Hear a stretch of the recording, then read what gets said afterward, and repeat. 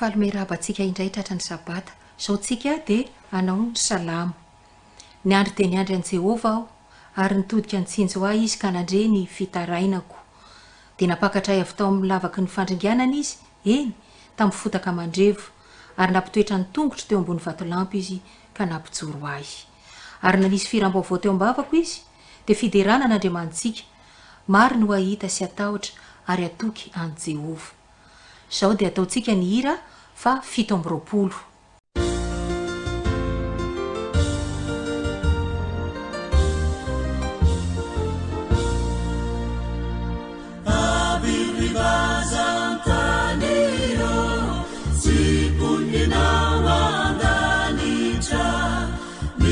Sabeu camira ni fana vutandeibe sayam mutena marube devitare camidera sayam mutena marube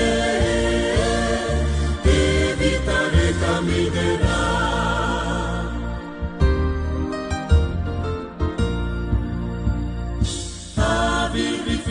Angunano masandratu reni feo iderani panavutra natia nefitaziza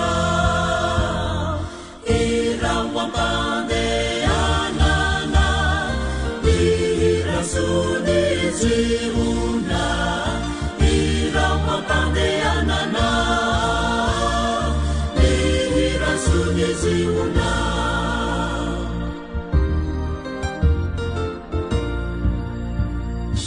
Abirivua vunzio kami falia vuku vafaduza yanara birai safel kamira terau famendika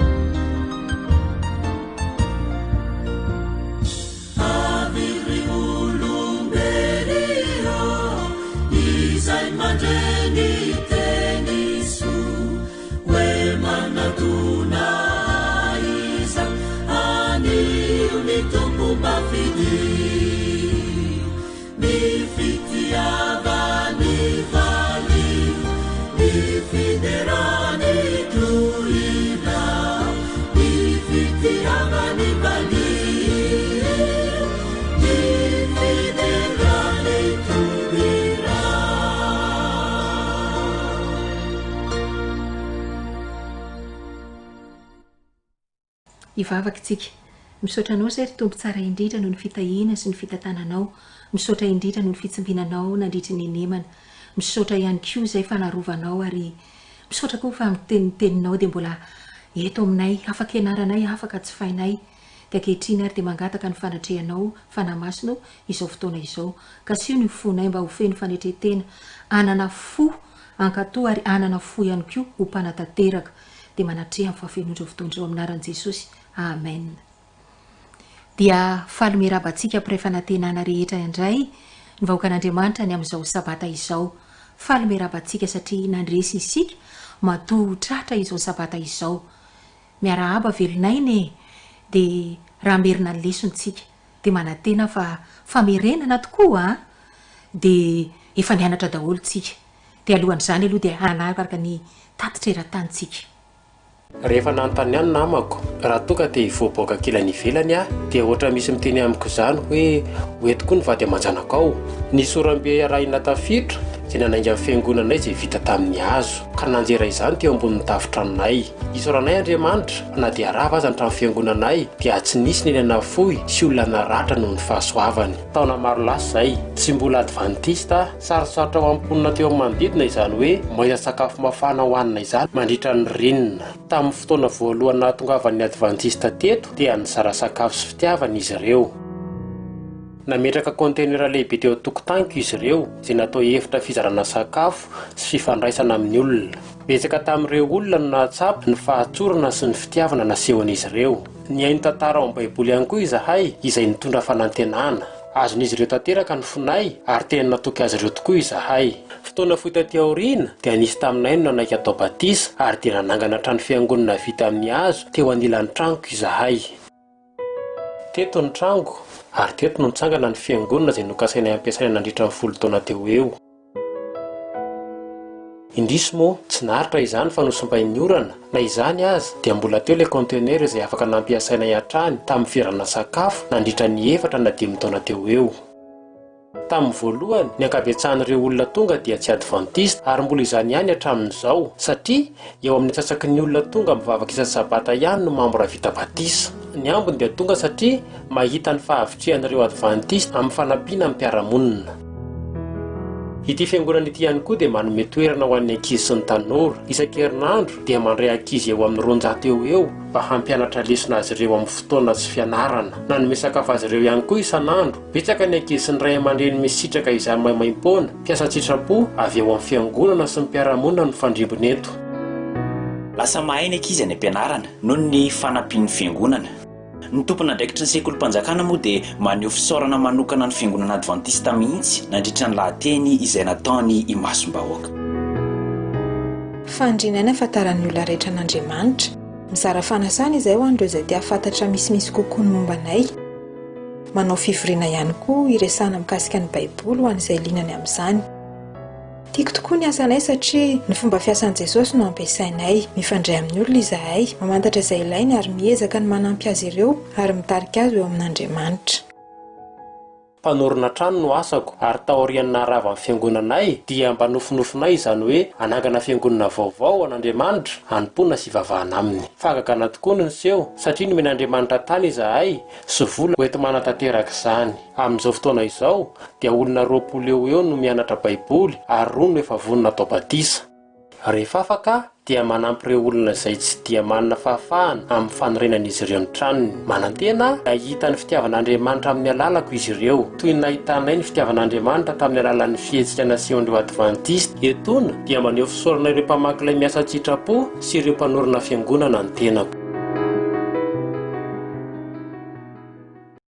Zao tsika dia hiditra amin'ny lesona.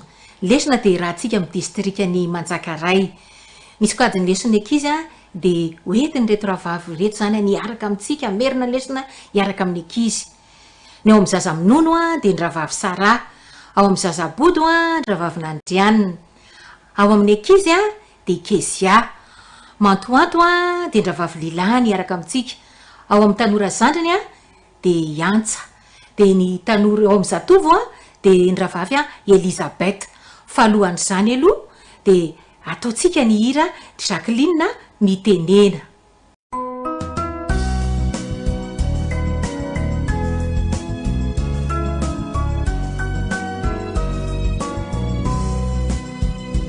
Emisautanao Jesu malalo chachizao futona mamizao yanaranai antunguchao izai pianachao kuambitenenale Jesu malalo izai anuchalanao kairote nyavyaminao itwechapechakawampunaya kuambitenenale Jesu malalo izai anuchalanao kairote nyavyaminao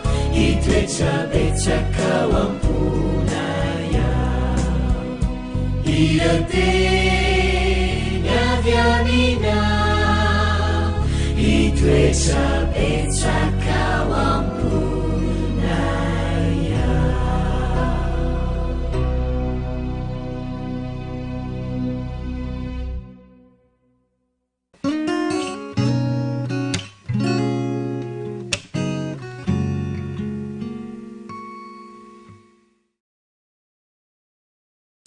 Falmaraba ny zaza amin'ondrehetra indray nahatratra zao sabata mahafinaritra be zao.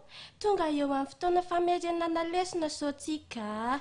Dada sy neny aiza daholo ny zaza amin'nonao tokatranao fa amerina lesona angetsika zao e. Sa ty zaza amin'nono io nge ka nianatsy lesona impity fa zao mialohan'ny amerinatsika lesona de anao irarahaba anankiray aloha tsika. Manahoana angana isa roa telo. Manahoana falita fahoana faly mahitanao manahoana ianao mahay. Lesona fafiry zao tsika. Lesona fafiry moa lesona faharoa mitondra lohateny hoe sakafo ho an'Eli. De ahoana nitsenjery? Ahoana moa nitsenjery? Fa Andriamanitro atateraka izay rehetra atao aminareo. Mahay tsy anjela ny zaza amin'nony rehetra. Sao tantara efa toizantsika ny tantara entsika tany sabata.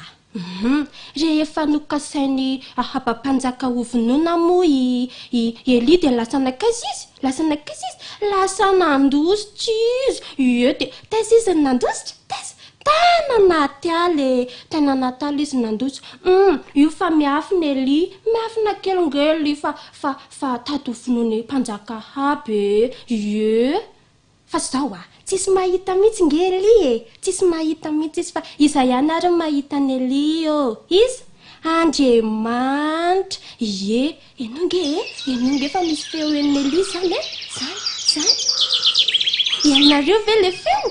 Feo ana inona zany Feona inona? Feo ana vorona kely. Maheno feo ana vorona kely Eli. De zany le vorona kely fa manidina le vorona kely manidina le vorona kely de mipetraka eo ambony hazo. De manidina anjay le vorona kely de mipetraka eo ambony voninkazo. Ie de zao any anaty ala nge tsy sakafo tsy sakafo any anaty ala fa any tsisy ovy de tsy sakafo. Tenona nge Eli nona izy. Fa zao namaniza moa Eli? Naman'Andriamanitra Eli de nokarakarain'Andriamanitra. Iny Eli fa mahita vorona mainty anankiray. Manidina le vorona de manidina le vorona de jereny Eli fa le vorona fa misy zavatra. Inona io? Mofo. Misy mofo eo amin'ny le vorona. De nalainy Eli le mofo de rehefa nalainga le mofo de nohaniny. Tsara zany mofo zany de nohaniny Eli le mofo de voky Eli. De voky izy de avy eo Eli mivavaka nisaotra an'Andriamanitra. Saotra Jesosy fa voky za. De sao de teo Eli de nimaizina ny andro. Hoay te atory Eli. Te atory nge Eli fa maizina n'andro te atory izy. De lasa Eli nitady toerana Eli. Atoriana de tady toerana koa izy ifafana. De mivavaka Eli. Akombony an-tanany zaza amin'nono de mivavaka Eli de osisy. Andriamanitra arovinao za. De natory Eli. De natory tsara Eli. De zao. De zay lesona tsika androany. Fa mbola tohizantsika zay any sabata. Fa zao ny rariko de ho naman'Andriamanitra ny zaza amin'ony rehetra. De ho arovan'Andriamanitra ihany koa inareo de afeo ho salama tsara daholo. Mandra-piona.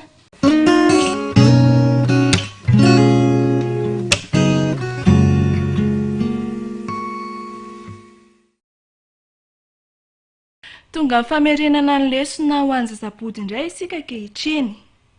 Faly miarahaba ny ankizy rehetra 3 taona ka hatramin'ny 4 taona indray ny tenako. Lesona fahaenina isika zao rankizy izay mitondra lohateny hoe Diloilo mahagaga. Any ankizy rehetra hoe Diloilo mahagaga. ny tsy anjery dia hita ao amin'ny Salamy fa 5:7 fa izy no Andriamantsika ary olona fiandriny isika. Fa izy no Andriamantsika ary olona fiandriny isika. Mbola mitohy atrandraka izy ny tantara momba ny Eli. Tadidinareo ve Eli ilay nenjehan'ny mpanjaka Aba ka nasain'Andriamanitra niafina tany amoron'ny renirano Kerita?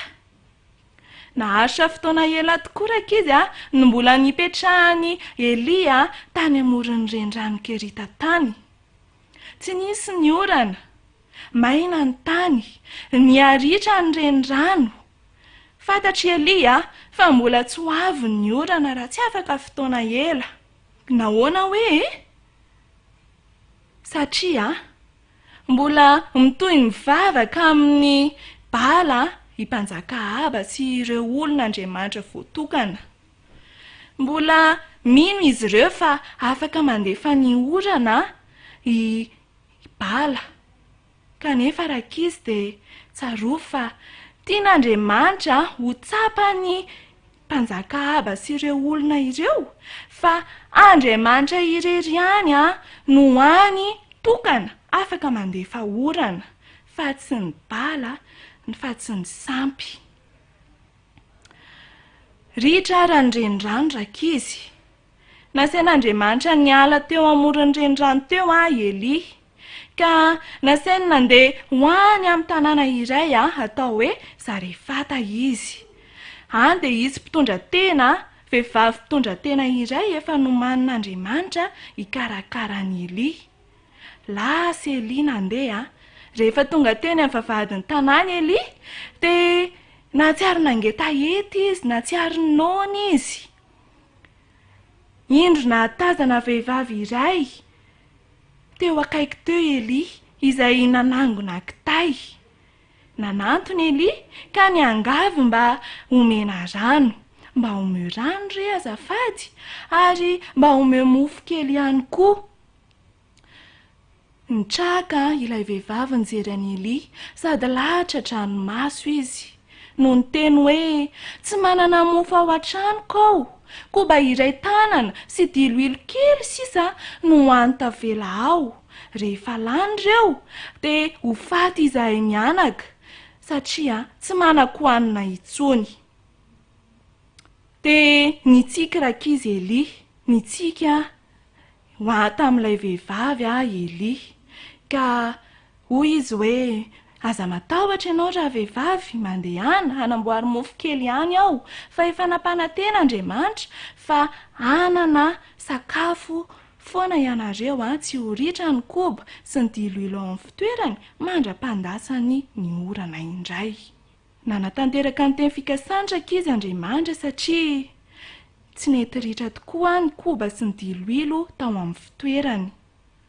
Teto dia nampiasain'Andriamanitra ilay vehivavy mpitondra tena mba hikarakara ny Eli. Ry zazabody isany eo, ry zazabody malala. Isika koa eo amin'ny fiainantsika dia nanirahan'Andriamanitra olona marobe izay tiantsika sy karakarantsika. Ohatra i dada sy neny, bebe sy tatabe, ny cheftaine, ny namantsika. Dia izao rakizy, mila mivavaka isika, mila misaotra an'Andriamanitra isan'andro tsika no ireny olona nomeny atsika ireny mba ampiasainy ho tiantsika sy karakarantsika. Ary mila mivavaka ihany koa tsika misaotra an'Andriamanitra no ireny fitiavan'Andriamanitra nomeny atsika ireny sy ireny zavatra rehetrarehetra ilayntsika ireny isan'andro. Dia izay indray ara ny famerenana ny lesona ho an'ny zazabody tamin'ity anio ity, koa dia manao veloma ny zazabody rehetra mandra-piona indray. Veloma!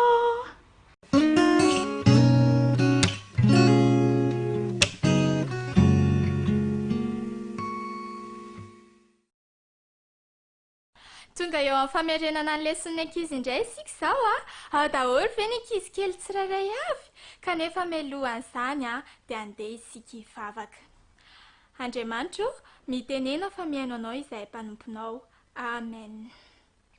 lesina fahenina sahady isika izao rankizy a andeha averintsika ny lohateny sy ny tsenjery mino aho fa haintsika tsenjery tokoa izany a lesina fahenina jambena n'ilay hazavana tsy anjery fitiavana mandrakizay no ny tiavako anao Jeremia 31:3 tantaran'olona iray masika be a loza be a papiororo a ary papitahotra no tantarainantsika tao amin'ny lesina nandritra n'iny herinandro iny kanefa nanana drafitra ho azy manokan'Andriamanitra na dia teo ary izany toetran'izany iza re izay ie izy indrindra i Saoly ny tanjon'ny Saoly manko rankizy teo amin'ny fiainany a dia ny hamokotra ny hamono a ireo kristianina sy ireo mpanaradian'i Jesosy tamin'ity fotoana ity izy a dia nanana taratasy fahazahoan-dalana handeha ho any Damaskosy a hanenjika ireo kristianina monina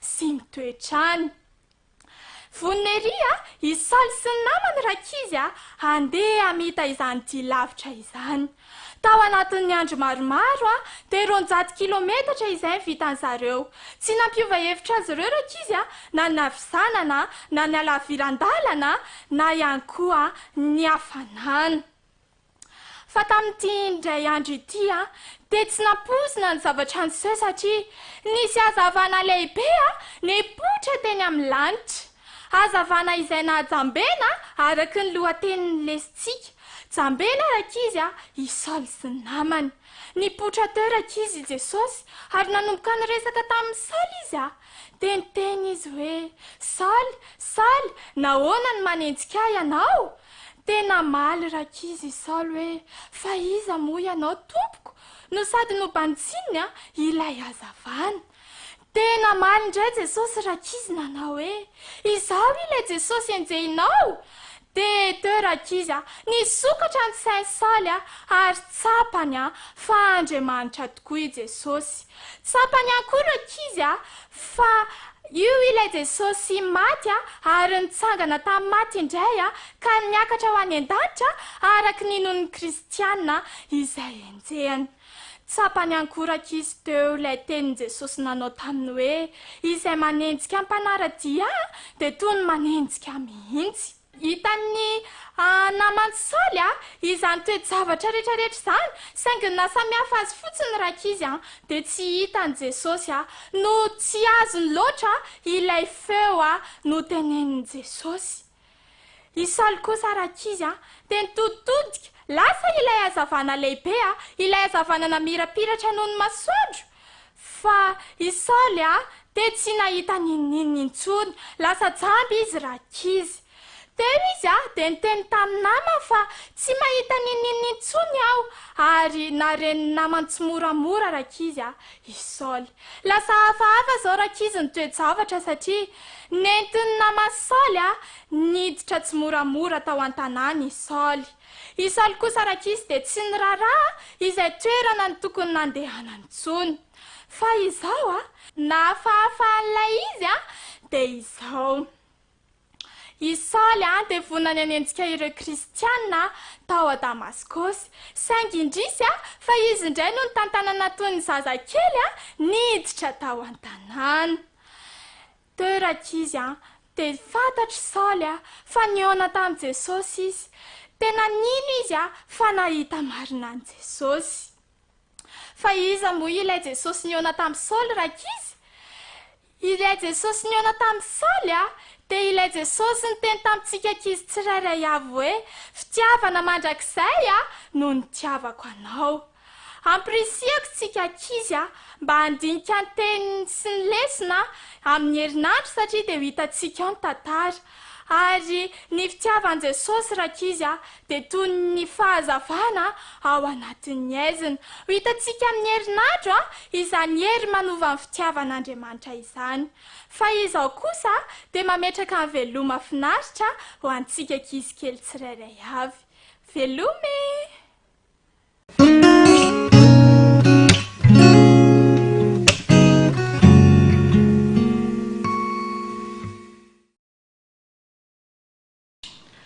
anjarantsika sady zao ry tanora zandriny lesina faheniny tsika izao dia faly miaraba-tsika rehetra fa alohan'izay andeha verintsika aloha ny lesona voalohany ka hatramin'ny fadimy izay ny anarantsika momba ny fahasoavana fa manomboka amin'ny lesona fahaenina ka hatramin'ny lesona fahasivy indray isika dia hianatra momba ny fanompoana ao anatin'izany anarantsika ny tantaran'i Mosesy, Josefa ary Abrahama. Androany ny lesona fahaenina dia mitantaran'i Abrahama. Lesona fahaenina mitondra lohateny hoe altara atraiza atraiza. Ny tsenjery dia hitantsika eo amin'ny Jaona toko 12 ny andininy 420 manao toy izao: raha misy olona manompo ahy dia anarakay, ary izay itoerako dia ao koa ny toeran'ny mpanompoko. Raha misy olona manompo ahy dia ankalaza azy ny iray. Inona ny tiany izany ambara ry tanora zandrina? Isika tanora zandrina zany rehefa manompo an'Andriamanitra dia manaraka an'Andriamanitra, dia miara-mipetraka amin'Andriamanitra, ary inona nataon'Andriamanitra antsika? Mankalaza antsika Andriamanitra. Ho tanteraka amintsika anie zany ry tanora zandrina. Andeha jerevantsika ny tantarandry Abrahama. Izy zany dadan'i Abrahama, Tera. Niteraka anankitelo izy Abrahama, Nahora ary Harama. Maty tany Oran Kaldeana i Harama. Dia avy eo zareo nifindra toerana. Andao tsika mianakavy ifindra ozy izy. Andeo izy ho any Kanana. Raha andeo any Kanana zareo dia andro vitsivitsy dia ho tonga raha manitsy. Nefa ny toerana fantsiana dia mampitahotra sady ratsy indrindra. Dia voatery zareo niodina ary 927 kilometatra ny lalany dia izay izy nefa mbola sy tonga tany Kanana fa nijanona teo Harana. Rehefa nitombo teo Harana zareo dia maty Tera, dadan'i Abrahama sady dadabean'i Lota. Maty zany izy zany teo. Rehefa maty eo izy dia nalahelo zareo. Fa inona ny fahasoavana nataon'Andriamanitra tamin'ny zareo? Ny resaka tamin'ny Abrahama Andriamanitra. Kay mpinamany Abrahama sy Andriamanitra fampiresaka zareo. Dia ny ten'Andriamanitra hoe mandehana makaiza indray? Mandehana makany Kanana. Rehefa nandeha makany Kanana zareo ilavitra ny lalana, tsy mandeha fiara fa mandeha tongotra, mandeha miaraka amin'ny biby, hoentina netana, mipetraka ny an-tranon'ilay. Sarotra izany mipetraka ny an-tranon'ilay izany. Mangatsiaka na mamay be. Nefa inona zavatra nataon'i Abrahama? Nanangana altara. Eo mipetraka ilay lohatenintsika hoe altara atraiza-traiza. Inona natao rehefa manangana altara? Miresaka amin'Andriamanitra, misakaiza amin'Andriamanitra, ary misaotra an'Andriamanitra no nomeny fianakaviana, fahasoavana, ary mizarazany fitiavan'Andriamanitra izany amin'ny manodidina. Toy izay nataon'i Abrahama. Ratsy ny manodidina ny lalana alehan'zareo, ratsy ny mpiara-monina. Indraindray ny fianakavian'ny Tera dia nangala tahaka ny olona manodidina anazy, fa i Abrahama kosa dia nankalaza an'Andriamanitra foana ary niaraka tamin'ny teny Lota. Inona zany lesona tsoahana amin'izany? Tadidintsika ilay kilalao tamin'ny voalohany. Any amin'ny farany lesona misy ilay kilalao, inona ny valin'ilay izy? Ny tantaran'i Abrahama dia mampiseho izay tokony ataon'ny olona rehefa miantso anazy Andriamanitra. Rehefa tsoin'Andriamanitra zany ny tanora zandriny, dia inona natao? Mankatoa manaraka an'Andriamanitra. Dia miara-mipetraka amin'Andriamanitra, dia avy eo koa ankalazan'Andriamanitra ny ataontsika. Ho tanteraka amintsika tanora zandriny izany, ho tanora tia misakaiza amin'Andriamanitra, mifankatia amin'Andriamanitra, ary na dia eo ara ny olana dia miaraka amin'Andriamanitra foana isika. Amen.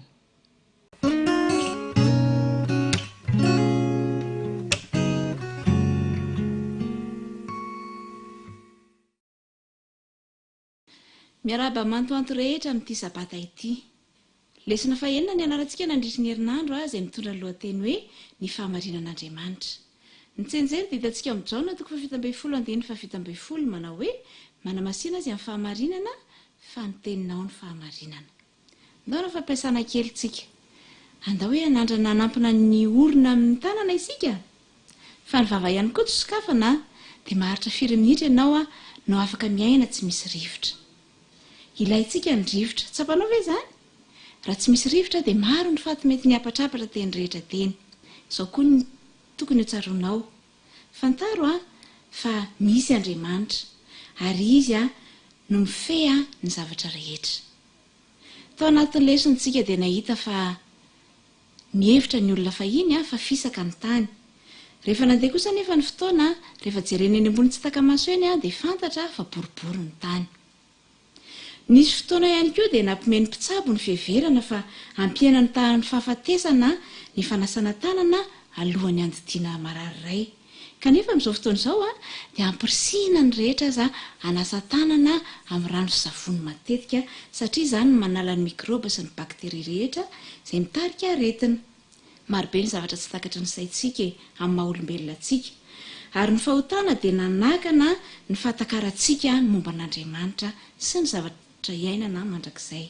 Izao anefa ny baiboly ny zavaboary ary ny fanandramana eo amin'ny fiainana no mitarika atsika hatakatra kokoa momba an'Andriamanitra ny toetrany sy ny drafitra ataon'Andriamanitra ho amin'ny fiainantsika. Fa inona moa ny baiboly? Ny baiboly dia fitambaran'ny testamenta taloha sy ny testamenta vaovao. Tenin'Andriamanitra voarakitra tsoratra ny baiboly ary nomeny tsindrimandrin'Andriamanitra tamin'ny alalan'ireo olona nofidiny ny baiboly. Ny soratra masina dia fanambarana tsy mety diso ny sitrapon'Andriamanitra. Inona ary ny ilaintsika amin'ny baiboly? Nomena antsika ny soratra masina mba hitaridalana antsika hiazona ny teny fikasan'Andriamanitra mba hanampy sy hitarika antsika. Nomena antsika ny soratra masina mba hanazava ny tokony ho fiainantsika sy ny tokony hatokiantsika azy. Nomena antsika ihany koa ny soratra masina mba hilaza ny fitiavan'Andriamanitra antsika izay hoe izy ho avy indray ka haka antsika ho any amin'ny fiainana mandrakizay. Izany hoe taratasy-pitiavana ho antsika ny baiboly. Ary araka ny voalazan'ny Timoty 2:7-7 dia izao hoe izay soratra rehetra ny meny tsindrimandrin'Andriamanitra dia mahasoa ho fampianarana, ho fandresen-dahatra, ho fanitsiana izay diso, ho fitaizana ho amin'ny fahamarinana mba ho tanteraka ny olon'Andriamanitra ho vonona tsara ho amin'ny asa tsara rehetra. Tsarovy ary mantoanto fa ny baiboly dia fahamarinan'Andriamanitra izay tarikanao mba tsy ho tonga amin'ny hevi-diso. Tsarovy ihany koa ry mantoanto fa mandrafitra ny fieritreretanao mandritry ny androm-piainanao izay inonao amin'izao fotoana izao. Tsarovy ihany koa fa ny fifaliana, ny fiadanana sy ny tanjonao amin'ny fiainana dia avy amin'ny fahalalana ny fahamarinan'Andriamanitra. Dia mety ho ianao hoe ratsy azo ary izay lazainy dia ahoana? Ilaintsika ny fanampiany fanamasina ary tanora namana. Angatao ny fanamasina rehefa hanokatra ny baiboly ianao. Dia izy no hitaridalana anao hanome fahendrena hatakaranao izay tiany hambara aminao.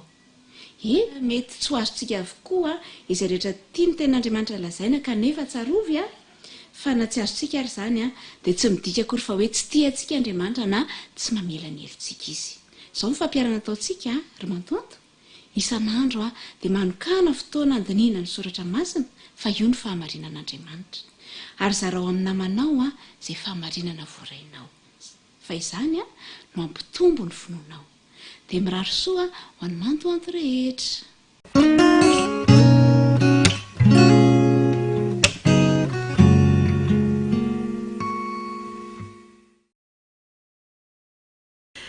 Tonga eo amin'ny fampitsinana ny lesona zatovy sika, lesona fahaenina izay mitondra ny lohateny hoe ilay nofo mihitsy no nomen'Andriamanitra. Ny andin'ny fototra dia ao amin'ny Daniela 2:2-7 sy 7 izay manao hoe dia ny ankohako Nebokadnezara mpanjaka ka nivavaka tamin'i Daniela ary nampanatitra fanatitra sy anitra kasitrahana ho azy. Ny mpanjaka namaly an'i Daniela ka nanao hoe marina tokoa fa Andriamanitra reo dia Andriamanitra ny Andriamanitra sy tompo ny mpanjaka ary mampiseho zava-miafina ka dia nahay nampiseho izany zava-miafina izany ianao. Tantara izay tsy vitsy amintsika angamba nefa mahafantatra izany tantara ao amin'ny Daniela 2:2 izany fa ho fitiniko amintsika nanofy Nebokadnezara mpanjaka kanefa n'izao ny zava-nisy tsy tadidiny ilay nofy ary dia sahiran-tsaina izy satria ny fahafantarany azy matona ny nofy izy misy zavatra tian'ireo Andriamanitra izay ho lazaina aminy. La ny aika ny olo-kendry rehetra ka dia nanteny mihitsy ry zareo hoe tena zavatra tsy hain'olombelona ity zavatra ity. Tezitra ny mpanjaka ary namoaka didy fampamonoana mihitsy ho an'ireo olo-kendry ary anisan'izany Daniela sy namany. Ry zatovy malala efa sendra olana tahaka izany ve ianao izay tena tsy misy fanantenana tahaka ny nanjohan'ireto olo-kendry sy Daniela sy namandreto. Misy lesona anankitelo anefany izay ampianarin'ny Daniela amintsika voasoratra ao amin'ny bokin'ny Daniela izany. Izany dia hitantsika ilay ao amin'ny Daniela 2:2-7. Dia izao voalaza fa dia novaliany Daniela tamin'ny fanahy sy fahendrena ary ioka. maniry azy zany amin'ity maraina ity dia izao isika zatovy ihany koa angataka an'izany fanasy fahendrena izany ka rehefa asendra olantsika dia mahatoky fa ilay fanahy masina no anome fahendrenantsika eo ampamahana an'izany olana izany. Ny faharoa dia izao eo amin'ny andiny fahafito ambin'ny folo dia lasa ozy izy Daniela nody tany an-tranony ka nanambara ilay teny tamin'ny Anania sy Misaela ry Azaria namany mba hangatahandreo famondram-po amin'ny Andriamanitry ny lanitra ny amin'izany zava-miafina izany mba tsy haringany Daniela sy ny namany mba amin'ny olon-kendrin'Andriamanitra mba amin'ny olon-kendriny Babilôna rehetra. Teto izany dia zavatra manokana mihitsy ny nataony Daniela sy ny namany satria famindram-po tamin'Andriamanitra no nangatahany izy ireo. Mino aho fa rehefa tojolana tahaka izany tsika dia izao angataka izany famindram-pon'Andriamanitra izany ary ny tena mahafinaritra eto amin'ity andin'ity dia izao tsy ho azy ireo ihany no nangatahany Daniela sy ny namany fa hatramin'ireo olon-kendriny Babilôna. Isika kory zatovy malala dia afaka ho mpanelanelana ny namantsika izay tojolana mety tojolana tahaka ny atsika. Ary taloha keliny dia izao zavatra nitranga rehefa reny Daniela zany vaovao ratsy izany dia izao eo amin'ny andiny fahenina ambin'ny folo dia niditra Daniela ka nangataka tamin'ny mpanjaka anome andro azy dia holazainy amin'ny mpanjaka ny hevitry ny nofy. Ndraindraiky ry zatovy rehefa tojolana dia tady vahaolana maimaika fa teto ny fahendrena dia izao hoe nangataka andro ary niditra tamin'ny mpasahina teo anatrehan'ny mpanjaka izy angataka andro fa omeny azy ny hevitry ny nofy ary ilay tsy hevitry ny nofy fotsiny fa tena hoe ilay nofy mba amin'ny heviny. Eto tsika dia tena makalesona ray sarobidy move fantatritsika ilay Andriamanitritsika. I Daniela teto dia fantany tokoa izay nony ndraindraitsika apetraka Andriamanitra eo amin'ny toerana izay tena izahany toetra ny finoantsika kanefa n'izao raha mino sy mahatoky azy amin'ny fotsika rehetra sika dia izao mahatoky eo Andriamanitra io fa mahany izay olana sarobahana indrindra eo amin'ny fiainantsika. Nomena ny Daniela tokoa ary ilay nofy ary dia ny zavatra voalohany ihany mbola andraisantsika lesona dia izao rehefa iseho teo anatrehan'ny mpanjaka izy dia tsy ny tena no nampisehony mialoha fa tena ny teny mihitsy iny izy hoe eo amin'ny andiny fahavalo amby roapolo misy Andriamanitra ozy izy any an-danitra izay mampiseho ny zava-miafina ka nampahafantatra ny Nebokadnezara izay ho tonga ny amparany. Ndraindraitsika rehefa mivany olana dia to adintsika tanteraka teo le nanome vahaolana atsika fa eto izany dia lesona ho atsika ry zatovy namana hoe rehefa mivany olantsika dia izao tadidio ilay Andriamanitra nanome atsika ny vahaolana. Ny faharoa dia izao nampiasain'Andriamanitra mihitsy teto Daniela mba hijoro vavolombelona ny amin'izany Andriamanitra izay fantany izany. Mahatoky fanao fanandramantsika zatovy mba ahafahantsika mijoro vavolombelona hitarika ireo izay tsy mino tahaka ny Nebokadnezara ho eo amin'Andriamanitra.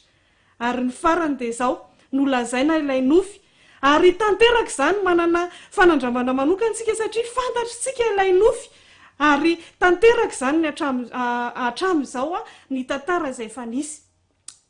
Ny zavatra ray tsy tanteraka dia ity ilay vato tsy nendahan-tanana manahoantsika ry tanora nay milaza ny fiavian'i Jesosy io moventsika eo amin'ny fiainantsika hitantaratra eny amin'ny fiainantsika ary iainantsika vezany fahatongavan'i Jesosy izany. Mahatoky ry zatovy namako fa nandray lesona sarobidy tamin'ity androan'ity sika ka izao anao fanandramana manokana ny amin'ny fiarahana amin'Andriamanitra hijoro vavolombelona ihany koa ny amin'izany Andriamanitra izay notsika izany ary indrindra anatena ilay fiavian'i Jesosy izay ho avy tsy ho ela eny amin'ny rahaolanitra. Amen. Vitantsika izany izay aloha ny sokajy-taonan'ny ankizy rehetra zaza madinika dia hiditra amin'ny lesony lehibe indray tsika. Lehibe indray izany izao no hisakafo ara-panahy izay hoentiny ranada herin'ny onja fa alohan'izany aloha dia alao ataontsika ny hira fa 4:20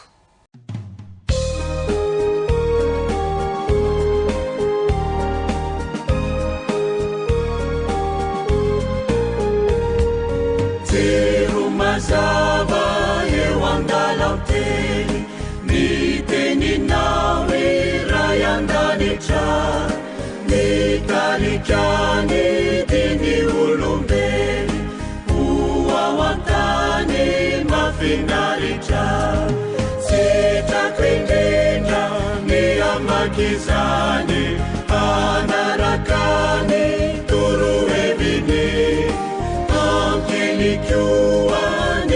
fahazavany sy anambany zao ny heriny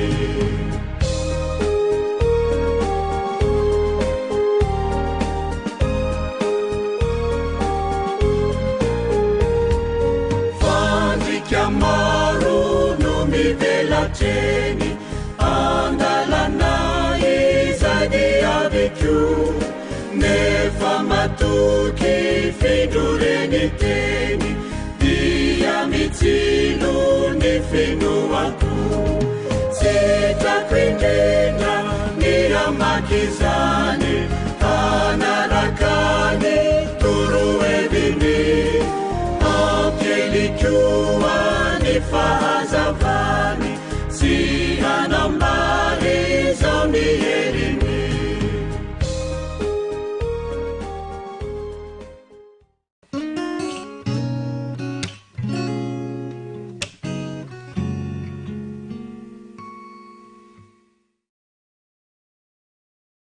faly tanteraka indray miaraka amintsika ao anatin'izao fandaharana fiarahana mamerina ny lesona fahaenina leson'ny sekoly sabata ho an'ity andro sabata ity indray izao indray a na manao herindremanantena no miaraka aminao anatin'izany famitinana izany mialohan'ny idirantsika amin'ny votoatiny a andesika iaraka ivavaka foy raha itsara indrindra amerina ny fahalalana ny soratra masina horaketina an-tsaina izay ka mangataka ny fananao masina mba homba anome hery sy faherezana sy fahalalana ao anay amin'ny anaran'i Jesosy Kristy no hanonanay izany vavaka izany amen. Isaorantsika Andriamanitra satria lehibe ny fitiavany antsika tsirairay avy ka mbola afaka hianatra amerina ny taridalana amin'ny alalan'ny lesona fahenina indray isika. Lesona fahenina moa zany izay mitondra ny lohateny hoe fahafahamanao tsy misy fetra. Tsy misy fetra ny fahafahamanao izay omenin'Andriamanitra antsika. Mino fa samy maharaka sy mahay ary matadidiny tsy enjery avokoa isika rehetra. Dia ny Korintianina voalohany a 2:20 ary 9:10. Andeha hiarantsika fentesina zany tsy anjery izany a manao hoe ireo rehetra ireo dia asan'ny fanahy iray ihany zarazarainy ho azy rehetra avy araka ny sirapony. Mankasitraka antsika tsirairay avy satria manao nezaka rehetra tsika mba hitadidiana izany andalateny ny soratra masina izany. Sariana vetivety ny saintsika tsirairay avy ho amin'ny fiverenana tamin'ny lesona teo aloha zany na ny lesona fahadimy a satria mifampitohy moa ty taridalana ity ary ilaintsika ny mahafantatra ny fitohizany izany ka tao anatin'izany taridalana ny lesona fahadimy zany no nahitantsika teboka telo lehibe farafakeliny a izay averina toy izao. Ny voalohany zany dia hoe ny fanahy masina irery ihany no mampanjary a sy mampisy hery ny fijoroana vavolombelona rehetra izay atao. Tsy afaka mandeha amin'izao isika ka hoe ahita fahombiazana amin'ny fijoroana vavolombelona fa ny fanahy masina no miantoka an'izay hery sy manjary mampanjary azy zay. Ny faharoa dia ny hoe ny fanahy masina no nitarika antsika amin'ny fianarana baiboly. Zay ny voalohany, ny fianarana baiboly aloha dia efa tarihany. Ny faharoa indray dia ny fantakarana izay voasoratra ao amin'ny baiboly dia mbola ny fanahy masina ihany koa no mitarika sy mitondra antsika ao amin'izany. Ary ny fahatelo dia ilay fizarana azy amin'ny hafa dia mbola ny fanahy masina ihany koa no mampisy hery, mampipoaka arak'ilay hoe dynamis izay ny fanahy masina no miantoka izany. Dia ny fahatelo farany dia hoe manomana sy manefy antsika ihany koa ny fanahy masina ho vonona tsara ho amin'ny asa tsara rehetra. Ilaintsika dia ilaintsika ny fanahy masina arak'izany. Mbola mitohy ary ny fandalinana hatrany ho an'ny lesona fahenina moa ilay hoe fahafahamanao tsy misy fetra. Andeha hodiny antsika ao anatin'ny minitra maromaro zany a ny fintina ho an'izy ireo. Ahita fanontaniana anankidimy sika izany hovalintsika tsirairay. Ny voalohany dia hoe nahoana moa no misy karazany maro ny fanomezam-pahasoavana nefa ny fanahy dia iray ihany. Ahoana ny mahakasika izany? Ny hitantsika faharoa indray dia ny hoe avy aiza ho aniza ary raha oviana no hanomezana ireo fanomezam-pahasoavana na ilay lazaintsika hoe ny fanomezan-tsoa rehetra. Ny fanontaniana fahatelo hodiny antsika indray hovalintsika dia hoe inona ary ny tanjon'Andriamanitra manome azy ireny ho antsika?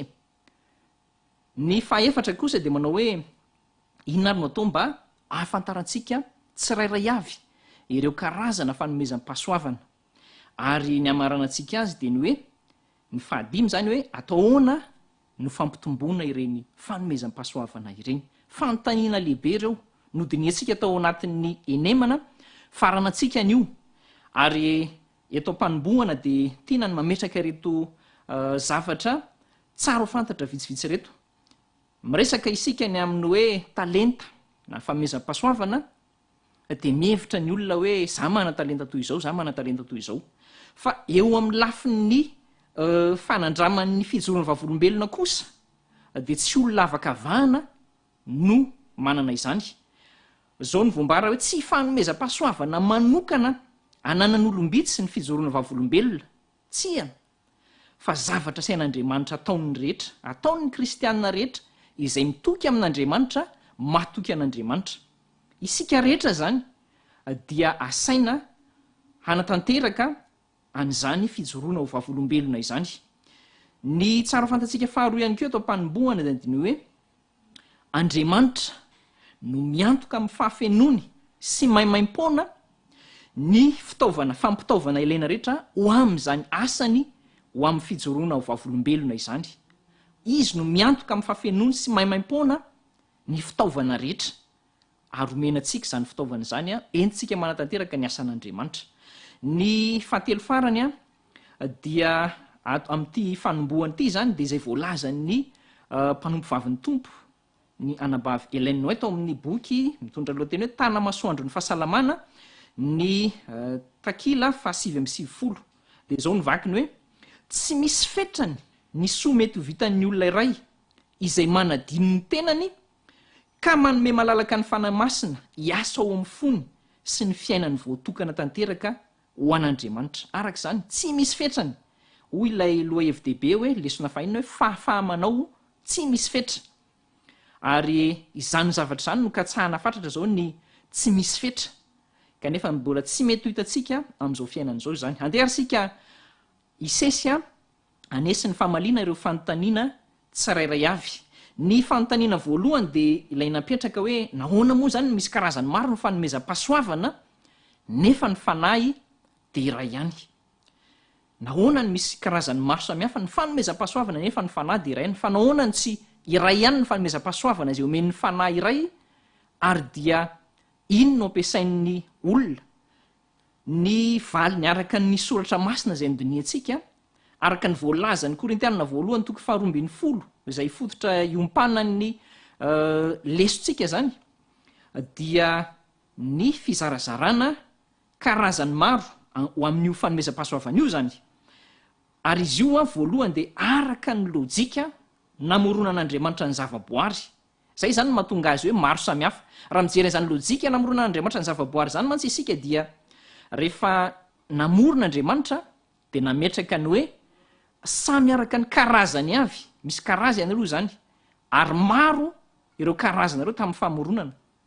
Dia izay lojika izay ihany koa zany no mbola hitantsika eto amin'ity lafiny hoe nahoana ny maro samihafa ny fanomezam-pahasoavana. Fa ny anakirairaysika amin'izany hoe lojika ny namoronan'Andriamanitra ny zavaboary zany dia ohatra amin'izany ny firafitry ny tenan'olombelona izay voalazan'io Korintianina voalohany toko 2:20 ny andininy fa 4 ka hatrany amin'ny farany ihany dia makasika ny tenan'olombelona hoe nahoana moa tsy maso daholo isika. Atsiravina ny mahita izany. Kanefa voalazan'ny apokalipsy ihany koa fa misy an'izany zava-mananaina izany ao an-danitra izay mbola hitantsika amin'ny endriny tokoa rehefa tonga soamantsara any isika. Nahoana moa tsy tongotra daholo na nahoana tsy natao maro ny tongotra, nahoana tsy sofina daholo ny vatana na volo daholo.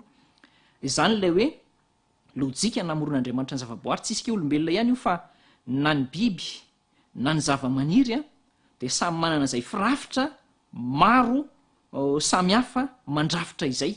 Ary izany ilay lojika namoronan'Andriamanitra azy amafisin'ny Korintianina voalohany toko 2:20 izany. Ny faharoa kosa dia ilay hoe araka ny lojika an'Andriamanitra ihany koa izany amin'ilay hoe fahasamihafana eo amin'ny zava-mananaina. Ahoana indray ny amin'izay? Fantatsika tsara fa na misy aza ny atao hoe kambana amin'ny zava-mananaina, niteraky ny zava-mananaina dia tsy voatery ary tsy mitovy tanteraka na ny kambana aza. Ary izay ilay hoe tsy misy mitovy ny rehetra. Isika olombelona indrindrindra samy manana ny maha-izy azy isika ary ao anatin'izay maha-izy azy antsika tsirairay avy izay no anirahan'Andriamanitra, anomezan'Andriamanitra ihany koa an'ilay karazana fanomezam-pahasoavana izay mety amin'ny tsirairay avy na ilay fanomezan-tsoa izay mety amin'ny tsirairay avy. Araka ny ohatra ny Korintiana voalohany toko 2:20 moa dia milaza hoe raha ny tongotra hiteny hoe tsy ilaiko ny tanana dia hafahafa ny vokatra izay raha ifamaly sy ifanditra avokoa ny momba ny tena rehetra. Fa dia tahaka ny maro ny samihafa ny momba ny tena kanefa ny tena dia iray ihany dia tahaka izany isika eo amin'ny Kristy. Ary toy izany ihany koa ny fanomezan'ny pahasoavana maro samihafa arakaraka ny fanomezan'ny fanahy masina kanefa dia iray ihany. Inona ary moa ilay fintin'le hoe iray isika rehetra kosa araka ny fanomezam-pahasoavana dia iray eo amin'ny fitiavana ny Kristy isika rehetra, iray eo amin'ny fitiavana ny soratra masina isika rehetra, ary iray eo amin'ny fizarana izany fitiavan'Andriamanitra sy ny fahamarinan'Andriamanitra izany isika. Izay ilay maha iray antsika.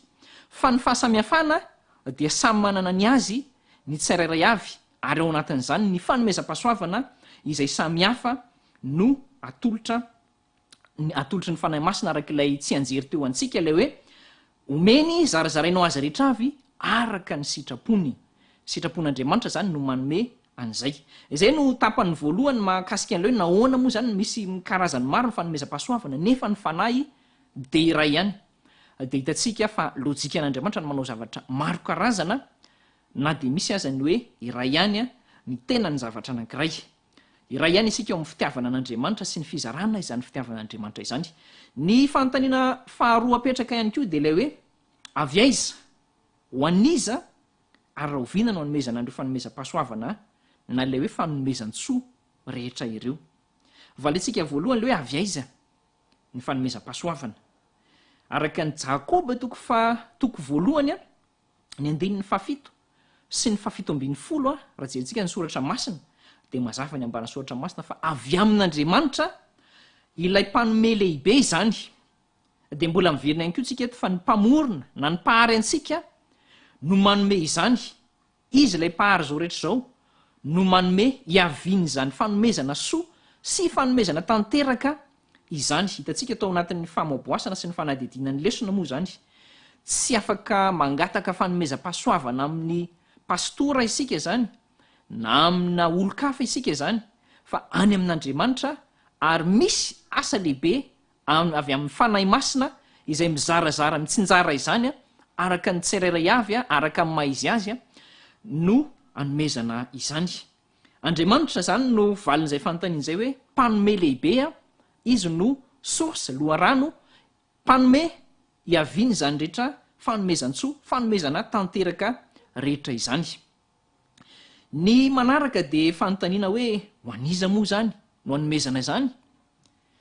Dia mazava araka ny fanoharana hitantsika ao amin'ny marika toko 13:20 andininy 4:30 dia ireo mpanompony no anolorany azy. Iza moa ny mpanompony? Ny fiangonan'Andriamanitra no mpanompony. Ny olombelona tsirairay avy izay mandrafitra izany fiangonana izany no anoloran'Andriamanitra ihany koa zany izany fanomezan-tsoa sy fanomezana tanteraka izany. Hitantsika ao amin'ny marika toko 13:20 andininy 4:30 izany hoe ho aniza ilay fanomezan-tsoa na fanomezana tanteraka.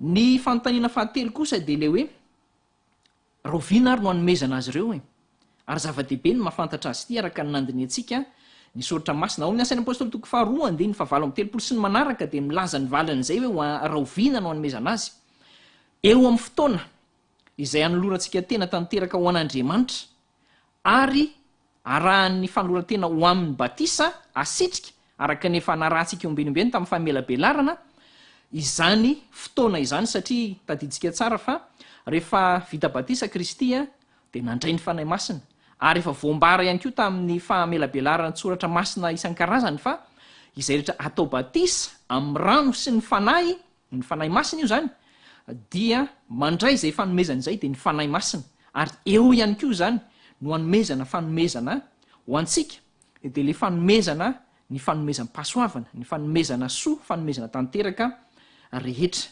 Izay no mahakasika an'iny fanontaniana faharoa iny fa ny fanontaniana fampietretanao antsika amin'ny tinanan'izay roa zay dia ny hoe misy fiantraikany eo amin'ny fiangonana ary ve izany fanomezana izany? Atao ahoana no anisina fiantraikany an'izany? Andrao isika dia variana amin'ny andraikitra fotsiny fa tsy misy fiantraikany amin'ny fiangonana izany. Aoka isika ampisy fiantraikany amin'ny alalan'ny fahatsapantsika tena fanaovana ny sitrapon'andriamanitra. Ny fanontaniana fahatelo valitsika de hoe inona ary ny tanjon'andriamanitra manome andreny fanomezam-pahasoavany reny? Inona ny tanjon'andriamanitra manome azy isan-karazany reny? Araka ny Efesiana 4:9 fa 2:10 sy ny manaraka dia misy tanjona vitsivitsy averina amintsika. Ny voalohany de zao: tean'andriamanitra ny ampatanjaka ny fiangonany sy atontosany tsara ny asa na ny rahana azy. Manome tanjaka ary manampy hatrany amin'ny fanotontosana ny asa zany izany hoe fanomezana ny fanomezam-pahasoavana zany. Zay ny voalohany. Fa ankoatr'izay ihany koa ny faharoa de hoe tean'andriamanitra ny ampisy firaisana eo amin'ny fiangonana sy ny avonina azy hiasa maneran-tany, hiasa amin'ny sahan'asa rehetra maneran-tany. Iombona iray aloha zany ny fiangonana, iray saina, iray asa, iray teny, dia ho vonina tsara arak'ilay teny am-piandohana hoe ho amin'ny asa tsara rehetra. Zany no tanjon'andriamanitra. Ary ny fahatelo amin'izay tanjon'andriamanitra ihany koa de raha maka fotsiny sika ny fanomezam-pahasoavan'ny faminaniana, ny tanjon'andriamanitra amin'izay de ny fomba ifandraisan'andriamanitra amintsika manokana izany fanomezam-pahasoavan'ny faminaniana izany. Ny fanomezam-pahasoavan'ny fitarihana indray kosa, raha ny tanjon'andriamanitra amin'izany de mba hisiny ny fandaminana tsara ny asa ataon'ny fiangonana sy fampahirezana ny fiangonana, fampahirezana ny mpianatra eo am-panompoana ny Kristy. Zany no tanjona. Ary mino aho fa zava-dehibe amintsika ny mahalala sy ny mahafantatra tsara n'izany tanjona izany, ny mampiasa indrindraindrindra an'ireo fanomezam-pahasoavana izay voambara moa tao anatin'ny fandalianantsika ny lesona, fa ny talenta atolotra ho amin'ny asa fanompoana an'andriamanitra ihany koa dia fanomezam-pahasoavana. Samy manana izany isika rehetra, ary tsy afaka ny teny ho ianao hoe tsy manana, fa samy manana isika. Ny fanontaniana fampetretana kosa de hoe nitondra fitahiana teo aminao ve, teo amin'ny fiainanao ve ny fanomezam-pahasoavany ny hafa? Aoka isika andinika tsara izany fa izany no tokony iseho. Ary ny mifanohatra amin'izay kosa nitondra fitahiana tamin'ny hafa ihany koa ve ny fanomezam-pahasoavana anananao? Samy isika mampiasa ny fanomezam-pahasoavana entina manao ny asa ao an'Andriamanitra. Ny fanontaniana mialohan'ny farany de hoe inona zany no atao mba hahafantarantsika an'ireo fanomezam-pahasoavana e? Satria isika mety mieritreritra hoe za tsy manana, na hoe za manana betsaka. Ny Jakoba 1:5 misy dingana anankiroa reto atoron'Andriamanitra antsika. Ny voalohany de zao hoe manolotra, mila manolotra ny tenantsika ao an'Andriamanitra isika, avela tanteraka any lay hoe izao sy ny asany izao, manasongadina ny izao, avela tanteraka, manolo tena tanteraka ao an'Andriamanitra. Zay ny voalohany. Ny faharoa ahafantarana ny fanomezam-pahasoavana kosa de ny fangatantsika amin'Andriamanitra, mangataka miresaka amin'ny fanahin'Andriamanitra isika hoe inona no aniranao amin'ny fomba hoana, de atorony antsika izany fanomezam-pahasoavana zany. Hitantsika ny fanomezam-pahasoavana maro. Ny fanontaniana famaranana de le hoe ataona ary ny fampitomboana azy reny. Araka ny hitantsika tao amin'ny fanoharana dia misy dingana telo ny fampitomboana azy. Voalohany mila fantatrao sekenao aloha fa manana n'ilay izy mihitsy ianao, manana n'ilay fanomezana araka ny efa nandalovanao tamin'ny dingan'ny fivampoa sy ny batisa. Satria voalaza ny fanoharana fa nomena araka ny fahaizany avy. Samy manana ny fahaizany zany ny tsirairay avy, fa nomena arak'izay fahaizany zany. Ny faharoa kosa de hoe mila tsapanao lalina fanomenanao ary nankinina taminao izy reny. Apetraka an-tsaina zany zay. Ary ny fahatelo de zao: mila mampiasa azy reny amin'ny mpinoany ianao. Mila mampiasa azy reny amin'ny mpinoany ianao ho an'ny asa nandrahan'Andriamanitra anao. Aoka isika hifantoka tsara amin'ireo zavatra telo toe-tsaina telo lehibe ireo amin'ny fampitomboana izany fanomezam-pahasoavana izany. Ary mila hitantsika izany. Eny ary ho famitinana dia izao no ambarany leso amintsika hoe manan-danja ny mambra ny fiangonana tsirairay avy ho amin'ny fanatanterahana ny asan'ny Kristy. Notolorana fanomezam-pahasoavana ho an'ny fanompoana isika rehetra, ampandrosoana ny fitiavana sy ny fiombonana ary ny asa tsara ao amin'ny tenan'ny Kristy ihany. Ary izany fanomezan'Andriamanitra zany de tsy misy fetra, fa na ny fahaiza-manao na ny vokatra terany de tsy misy fetra rehefa manolo tena hiasa ao an'Andriamanitra isika. Mialohan'ny amarantsika tanteraka ny fotoanan'ny sekoly sabata izay niarana ary de andeha isika aloha ananty ny fanatitra ny sekoly sabata izay ho fampandrosoana izany asany izany ihany koa amin'ny alalan'ny fanarantsika feonkira.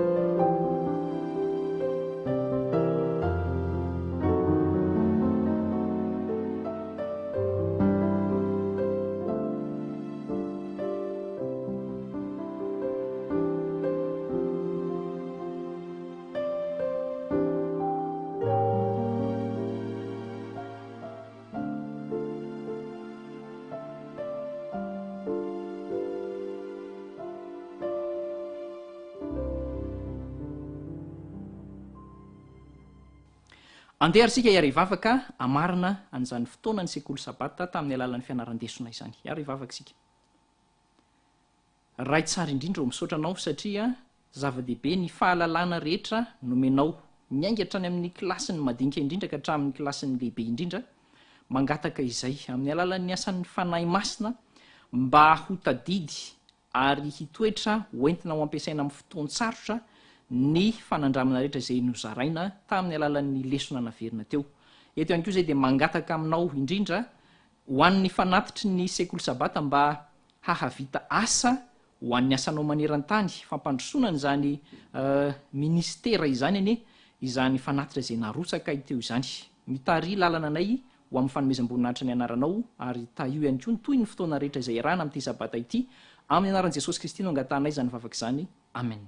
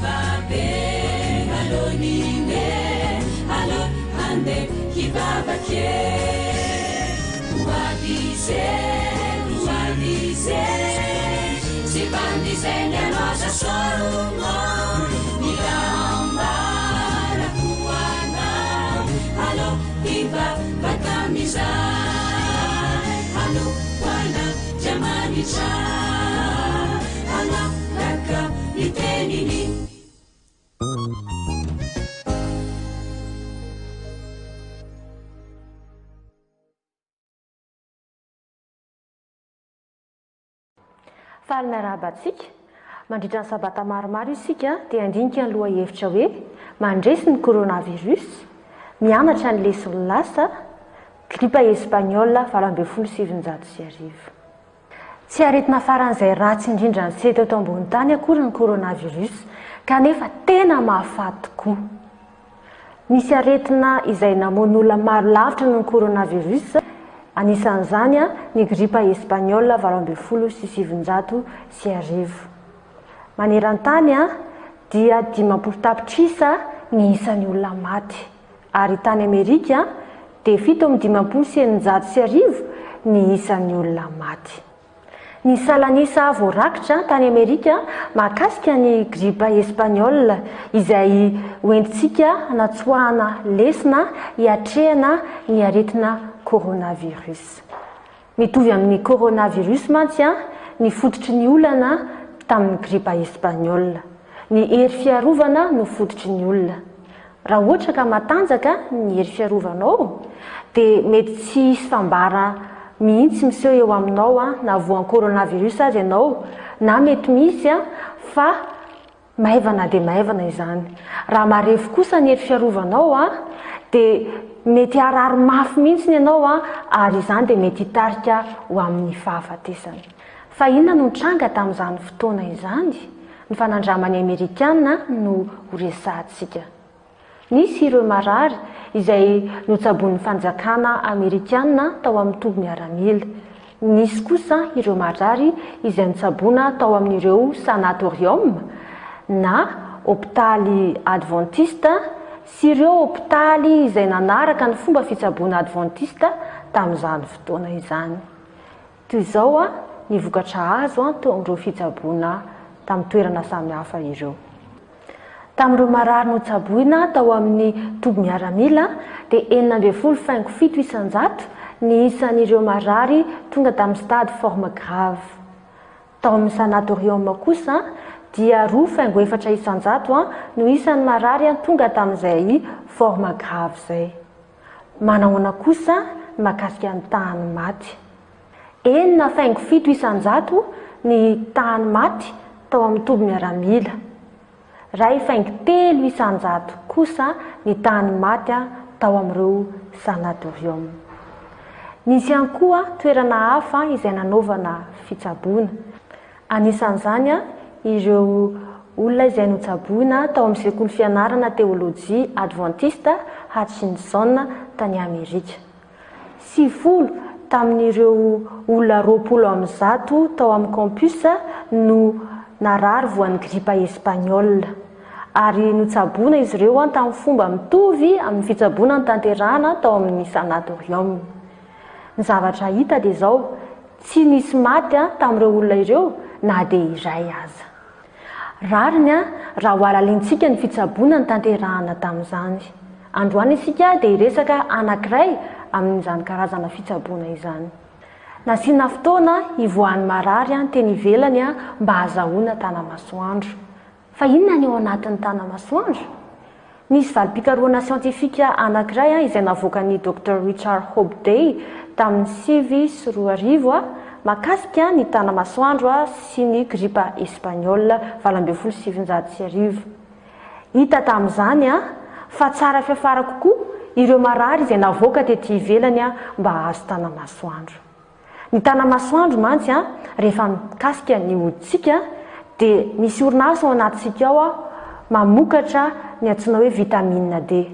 Ny vitamine D dia voapirofo ara-tsiantifika fa mampatanjaka ny hery fiarovana, indrindra fa ny hery fiarovana amin'ny mikroba, amin'ny lalan-drivotra sy ny avokavoka.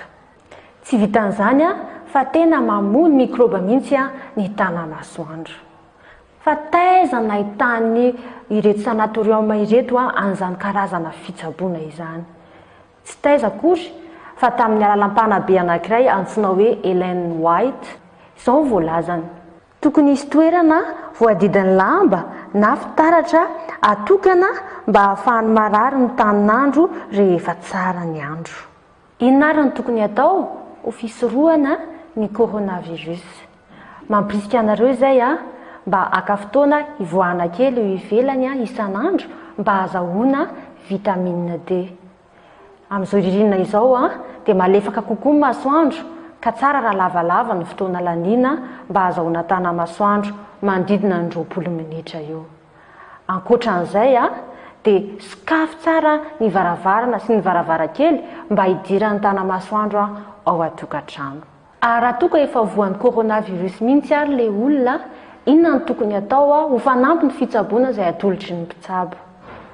Ampirisihana ny marary mba haka fotoana ihany koa ivoahina ety ivelany azahoana tanamasoandro amin'ny mpanajana atrany ny fepetra izay mapetraky ny fanjakana. Eto am-pamaranana dia tiako ny amaky andala-tenin'ny Ellen White, ny masoandro dia isan'ny fitaovana manasitrana mahomby indrindra eo amin'ny natiora. Andeha isika hiderany tompo fa fantany nataony tamin'ny namorona ny masoandro izy.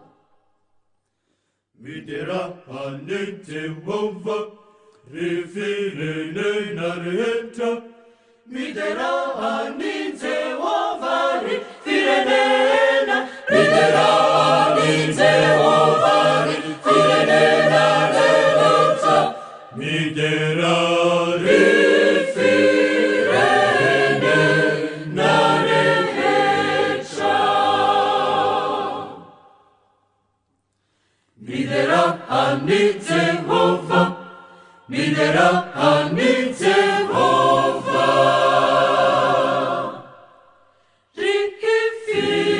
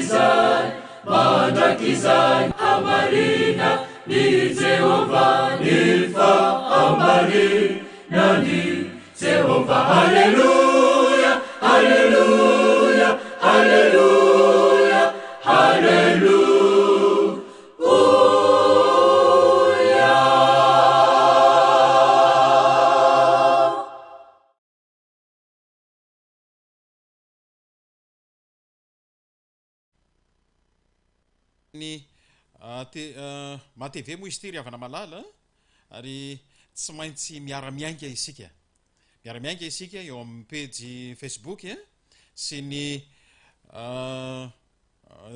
télévision matv ka noho izany dia amin'ity fotoana ity dia araraotana mandrakariva ny fanomezana ny zavatra tokony ho fantatra manoloana ny programma zay iraisan'ny fiangonana. Nanapa-kevitra ny fivondronambe ny ranomasimbe indiana eto amin'ny fiangonana adventiste fa ny sabata faharoa amby roapolo avy zao dia natokana ho sabata fifadinkanina ho an'ny membre ny fiangonana rehetra manoloana ity valanaretina izay tsy hita mpanafana ity. Ka noho izany dia ampiomanina isika ary avana malala mba hifanentana hanao ny izay ho afaka rehetra mba hitondra vahaolana manomboka amin'izany fotoana izany ny fandraisantsika anjara amin'ity fifadikanina ity. Ny faharoa dia izao satria fandarana miara-miainga izy ity zany hoe ny matv sy ny page facebook dia somary misy fiandrasana kely zany ity fotoana ito ity.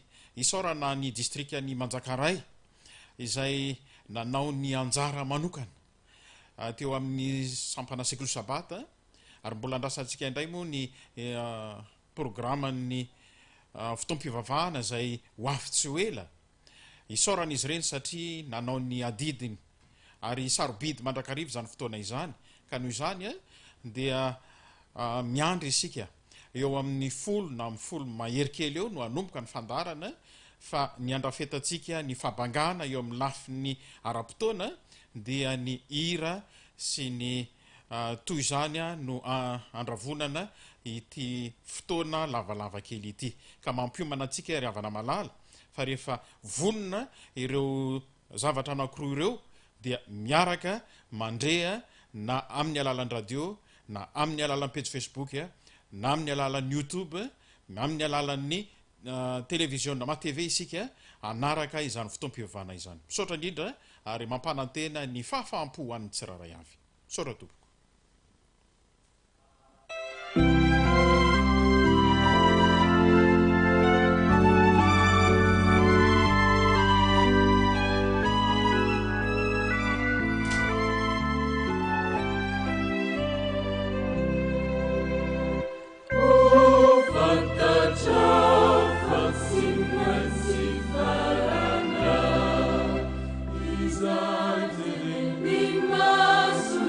Oh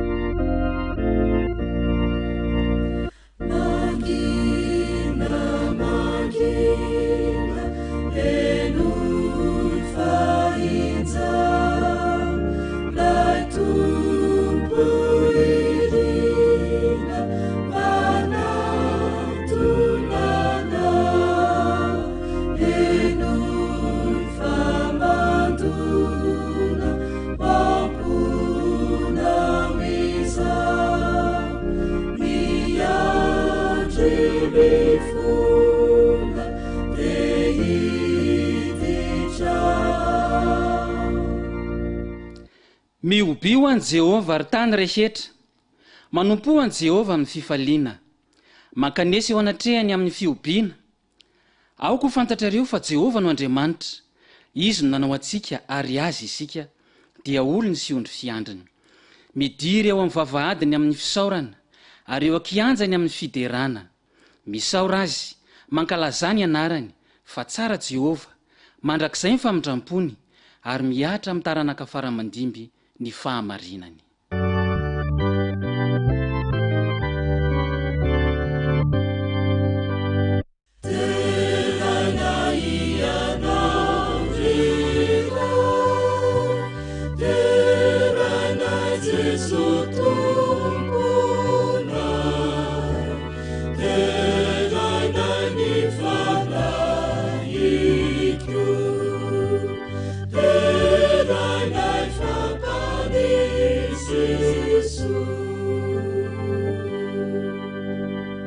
Iara ivavaka sika tompoko, Andriamanitra rainay izay any an-danitro, amin'izao sabata masina izay andro fitsaharana sy fiankofana eo anatrehanao izao, raha manatanteraka izao fanompoam-pivavahana izao izahay, dia mangataka izay Andriamanitra ny fanatrehanao izao fotoana izao.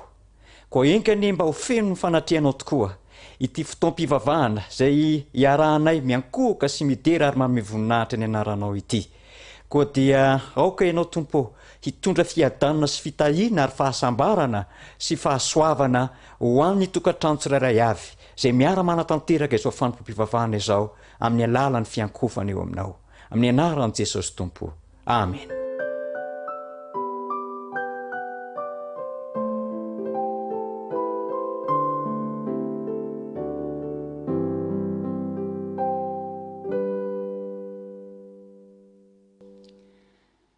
Ampifaliana no iarabanantsika menakavy any tokantrano any, any amin'ny toerana rehetra izay misy atsika any amin'izao sabata masina izao isaorantsika Andriamanitra satria manome andro tombony mandrakarivo ao antsika izy ny aina sy ny fofinaina ary ny zavatra rehetra koa fifaliana ho an'ny distrikany Manjakaray ny miaraba ny tsirairay avy maninona mora mifanolotra fiadanana isika izahay milaza hoe shalom dia anareo mamaly any amin'ny toerana misy anareo any na miaino na no mahita manao hoe fiadanana ho anao dia ara iarahantsika manao izany shalom shalom shalom fiadanana ho anao eny ry mpiray fanantenana malala ny fiadanan'ny tompony eo antsika tsirairay avy dia iarahantsika ami'redona ary ny laharakira fa 720 ho famezam-boninahitra ilay ray tsy toho laharakira fa 720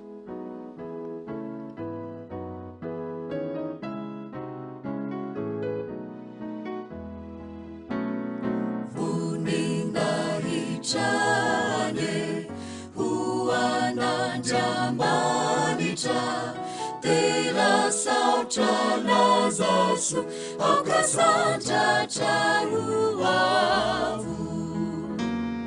Leibeni ejini Leibeni asani Marina ni didini Manabajanya tsarani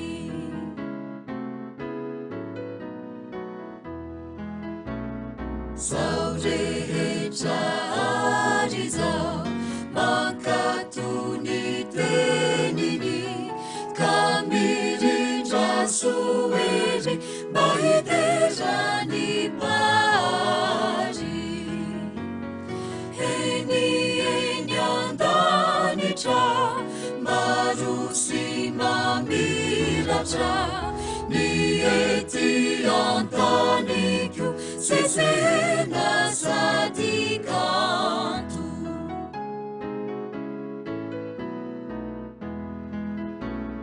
ori ulumbeluna izai sanganasani manumeza aziza funinalitra siaza ianao no sambatra nutaini fatratra dianira urikyo mahuvolamena tsara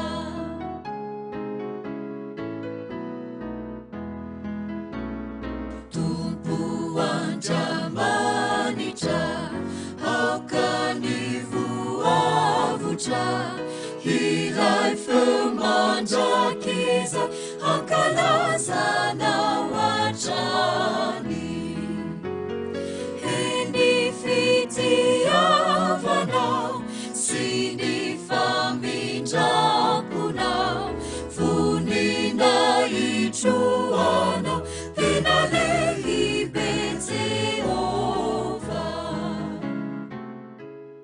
ankehitriny dia iaraka amaky ny tenin'Andriamanitra sika koa manasatsika hanokatra ny baibolitsika izay ao amin'ny salamo 9:1 tapany voalohany no vakitsika voalohany ary ivadika any amin'ny marika 5:5 ka hatramin'ny 20 ny vakitsika 2 marika 5:5 ka hatramin'ny 20 no tapany vakitsika 2 ndeha atsika maky ny ao amin'ny salamo 9:2 tapany voalohany avy amin'ny vavan'ny ankizy madinika sy minono no nanondrenanao hery no ny mpandrafy anao vakitsika ny ao amin'ny marika 5:5 ka hatramin'ny 20 vakitsika amin'ny anaran'i Jesosy ary rehefa iondrana teo an-tsambo kely Jesosy dia nangataka taminy ilay demoniaka mba hanaraka azy nefa tsy navelan'i Jesosy izy fa hoy izy taminy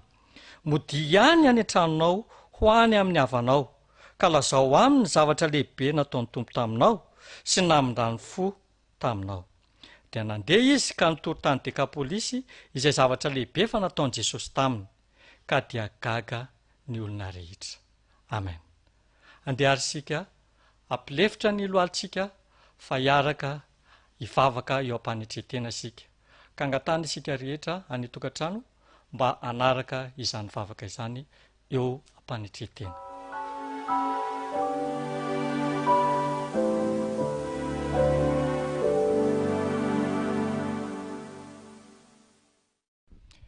Iaraka hivavaka isika. Andriamanitra, ankehitriny dia miaraka miankohaka eto amin'ny toerana rehetra izay misy anay tsirairay avy izahay amin'ity sabata masina ity. Idera sy hanome voninahitra ny anaranao. Andriamanitra, misaotra anao izay noho izany fitantananao anay izany. Satria narovanao tamin'ny loza sy ny ratsy rehetra izay, matoa afaka idera sy hankalaza ny anaranao tahaka izao. Ankehitriny Andriamanitra dia maro ireo antombavaka izay tianay angatahana aminao. Kanefa ankehitriny dia mangataka aminao izahay nidiranao an-tsehatra eo amin'ny fiainanay. Ifonanay avokoa nefa ny tsy fahamendrehana tsirairay avy satria mpanota tsy mendrika izahay. Andriamanitra, mangataka aminao izahay amin'ity sabata ity mba hanomezanao anay fahasalamana satria izany no hahafahanay manompo anao. Sitrano avokoa ny tsy salama rehetra Andriamanitra. Misy koa ny manana fikasana aminay tsirairay avy Andriamanitra. Mangataka aminao izahay mba ho toavinao aminay izany fikasana izany. Ary ny olana rehetra ihany koa mba ho vahanao avokoa ny olana rehetra izay miatra aminay. Ka mba ho sabata fanasitranana ty sabata ity, mba ho sabata vahaolana ty sabata ity, ka mba ho sabata ahafahanay idera sy amin'ny voninahitra ny anaranao ity sabata ity. Mangataka aminao koa izahay mba hanomezanao tsilotsiaina ireo mpitondra anay afaka hitondra anay amin'ny fahamarinana. Andriamanitra, mangataka aminao izahay mba hanomezanao anay fahalalahana ara-pivavahana eto amin'ity firenena misy anay ity. Satria ny rarianay dia ny hanafaingana amin'ny fiavianao eny amin'ny raolanitra. Izay vavaka rehetra izay tianay angatana Andriamanitra, nefa mety tsy voatononay dia toavy aminay araka ny haben'ny famindraponao. Noho ny amin'ny anaran'i Jesosy nangatana izany vavaka izany.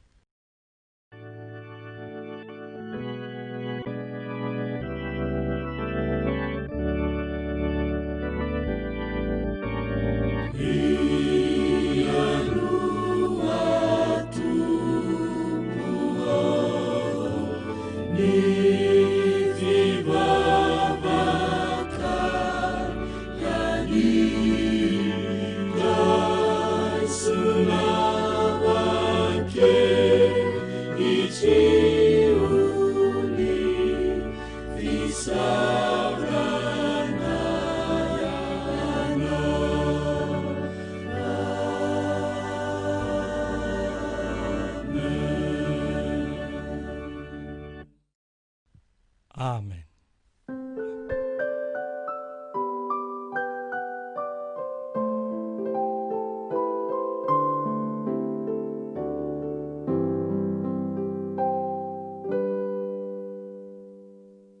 Tonga eto amin'ny fotoana sarobidy anankiray isika dia ny fanompoam-pivavahana manokana ho amin'ny fanatitra sy ny ampahafolony. Manasa antsika rehetra ary araka ny fanaontsika mba samy andray ny an-tanana izay efa nomanitsika nandritry ny anemana ho an'i Jehova. Koa rehefa samy vonona ary isika rehetra dia andeha samy anao vavaka mangina anokana ny tenantsika sy ireo fanatitra sy ampahafolony ireo ho masina ho an'i Jehova Andriamantsika. Ny taona 2024 dia taona feno fahaverezan-kevitra, nitondra tahotra sy orooro ho an'izao tontolo izao ity taona ity, mitondra voina fisarahana tampoka tsy nampoizina tamin'ireo malalantsika ary fahakiviana sy fahaketrahana mampivarahontsana. Raha fitinina dia krizy ny taona 2024. Krizy izay mampiseho amintsika sahady ny fahatomoeran'ny fiafaran'ny tantarany tany izay mitranga manerana izao tontolo izao. Indrisy ireo fihetsepo izay iainantsika ankehitriny ireo no indro ny ainanao amenakavy rehefa nivoaka ny samby fiara izy ireo. Aiza no ialofanay? Inona no hotafianay? Inona no hosotronay? Ary inona no anay? Fa krizy izao vaninandro izao, izany no ny ainan'ny Noa. rehefa nivoaka ny samby fiara izy inoko fa rehefa mivoaka ny trano ihany koa ianao ankehitriny dia izany ny zavatra mitranga sy adi-tsaina mameny fonao raha izany no mitranga manasanao mba handinika sy handray ity lesona ity izay vahaolana no raisinao mba hahafahany mamahy izany olana izany vahaolana izay mety aminao tokoa satria fotoanany krizy izao dia araka ny voalaza hoe ny olana anankiray lehibe dia mila fanapahan-kevitra anankiray lehibe ihany koa hamahana azy ianao dia miatrika olana ary zao ny vahaolana izay hitanao manasanao mba amadika ny baibolinao ao amin'ny Genesisy 5 dia ny 19 ka hatramin'ny 120 vakitsika amin'ny anaran'i Jesosy izany dia nivoaka Noa mivady aman-janany ary ny vonantovaviny niaraka taminy ny zava-mananaina rehetra sy ny biby rehetra izay mandady na mikisaka ary ny vorona rehetra mba amin'izay rehetra mihetsiketsika eny ambonin'ny tany dia samy nivoaka avy ao amin'ny samby fiara araka ny karazany ary Noa dia nanorina altara ho an'i Jehova ary ny biby madio rehetra sy ny vorona madio rehetra dia nanalany ka nataony fanatitra hodorana teo ambonin'ny altara ary ny tapany voalohany amin'ny 120 manao hoe dia nandre ny anitra ankasitrahany Jehova ka hoy izy tampony tsy mba hanozina ny tany intsony noho ny amin'ny olona ao metezany ianao ho eo amin'ny toerany vadiny Noa ireo no vaty sy tahiry tavela tao anatin'ny samby fiara kanefa vao mivoaka ny samby fiara izy ireo dia naka namono ary nandoro tamin'ireo rehetra izay tavela tao anatin'ny samby fiara i Noa izay vadiny firifiry ny tokantrano miadevitra sy mifanditra fa tsy tokony averina intsony ny ampahafolony sy fanatitra ankehitriny tsy tokony hanome fanatitra intsony aloha fa fantatry Jehova ny fahasahirananay tsarovy anefa ry ava-malala fa ny azo mandalo tsofa dia fanaka tsara taresin-kanto no hiafarany ny volamena no mandalo afo dia ho firavaka mamiratra sy lavidy ny hafarany ary ny zanak'Andriamanitra no mandalo sedra sy fitsapana dia ho fitahiana mananambiampy sy fiainana mandrakizay ho azy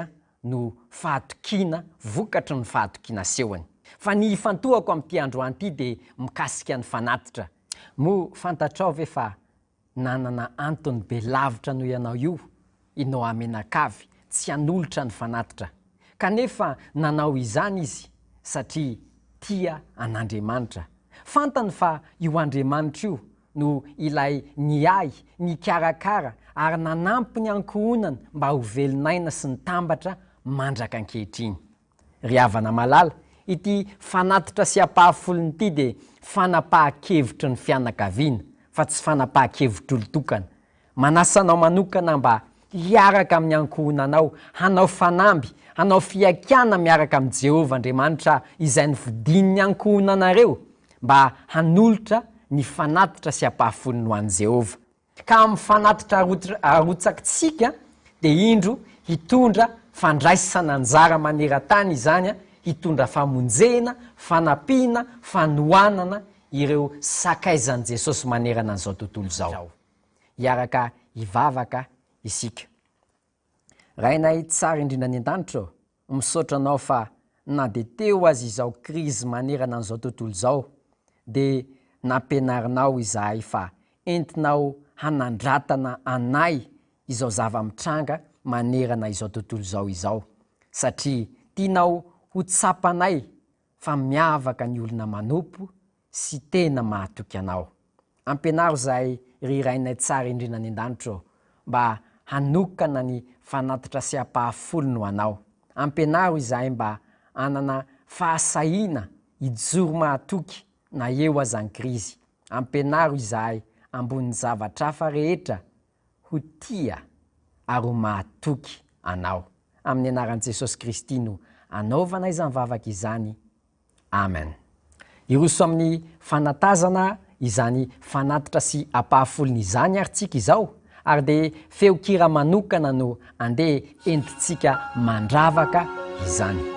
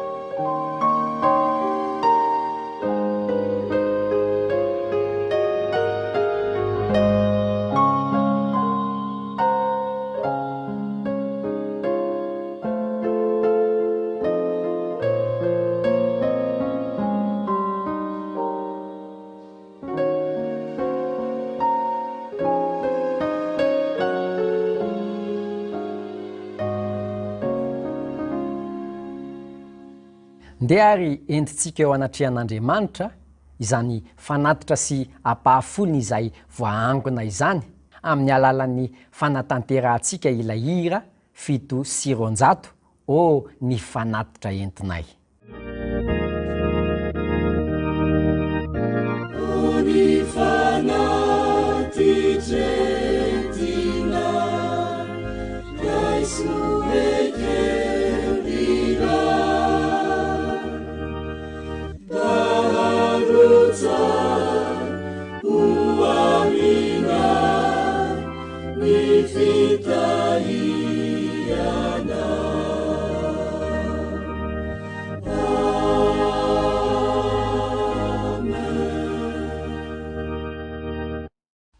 Zao sika dia tonga eo amin'ny toriteny ho an'ny ankizy. Amin'ity andro sabatany ity dia hiavaka ny fandaharantsika satria izy ankizy vitsivitsy hiaraka amintsika eto. Miaraba nareo rehetra ankizy. Miaraba ihany koa ny mpiaino any amin'izay toerana misy azy avy any. Tsy adino nefa ny miaraba ny mpijery rehetra tsy hankanavaka. Araka ny mahazatra nefa mialohan'ny hiainotsika ny tantara dia andeha isika hiaraka hira ilay hira mitondra lohateny hoe Oramamy. Ilay hira mitondra lohateny hoe Oramamy.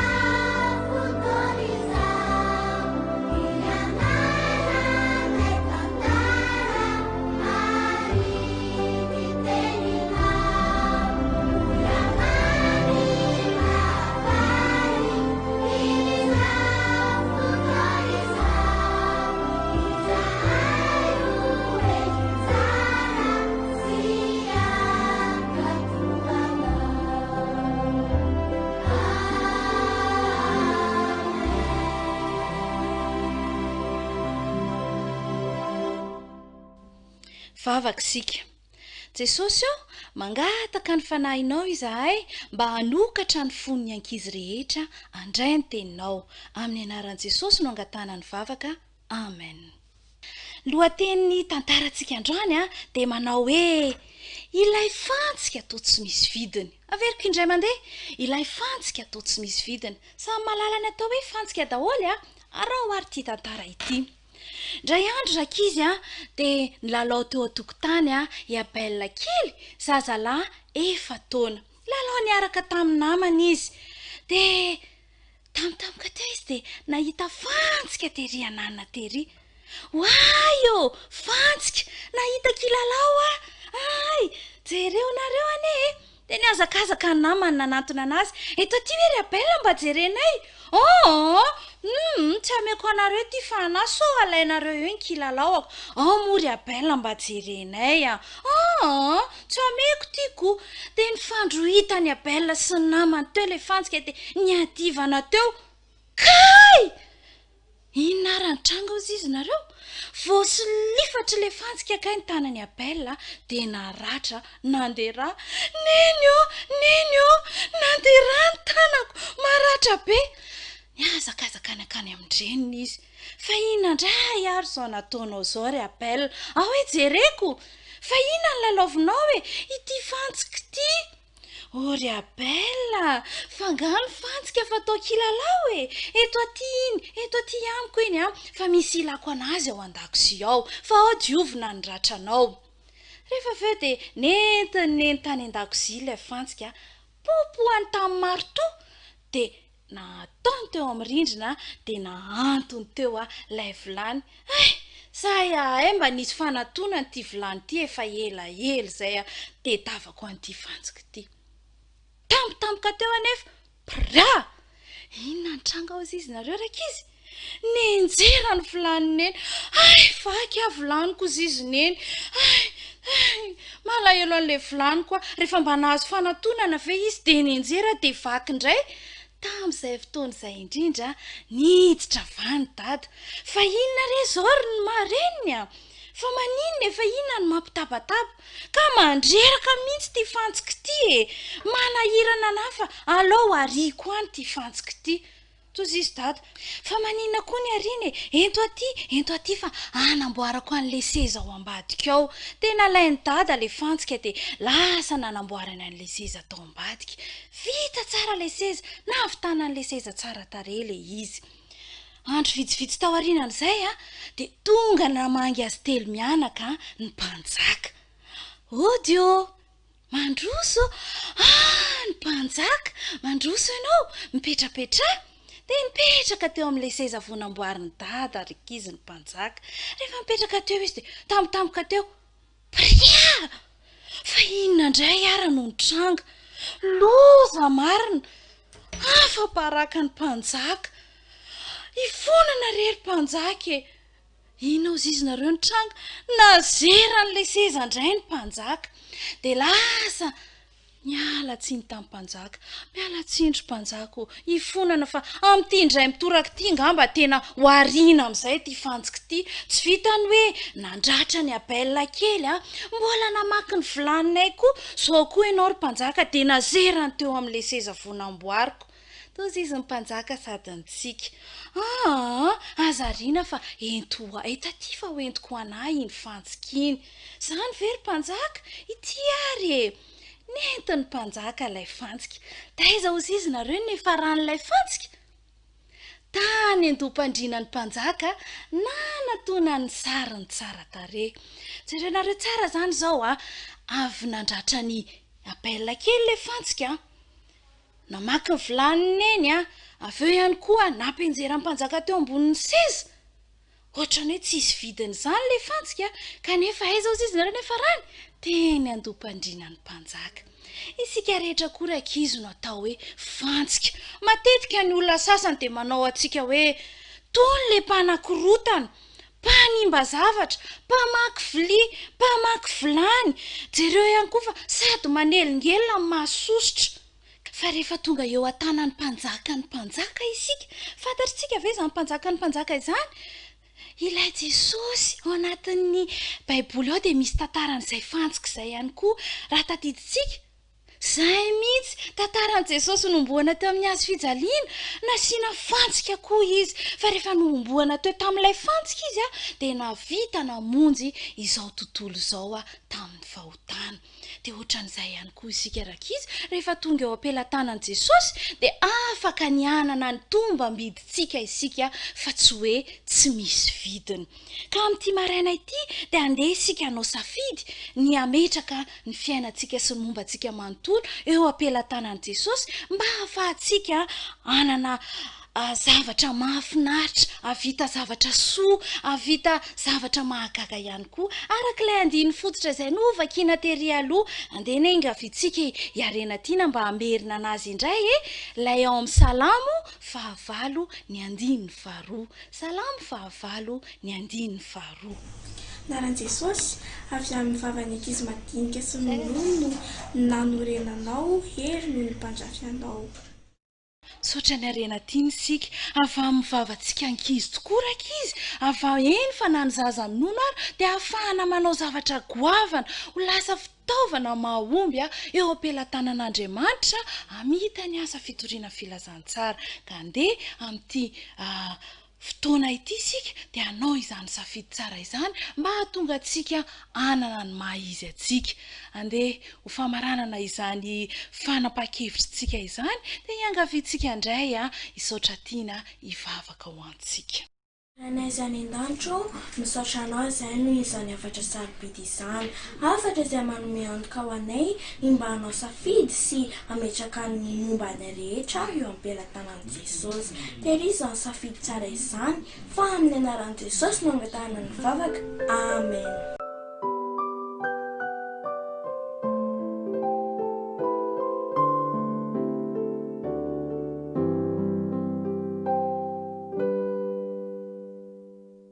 mialoha indrindra ny andraisantsika ny hafatra avy amin'ny tompo dia andeha isika handre ny hira izay hoirainy ny antoko-pihira Philadelphie.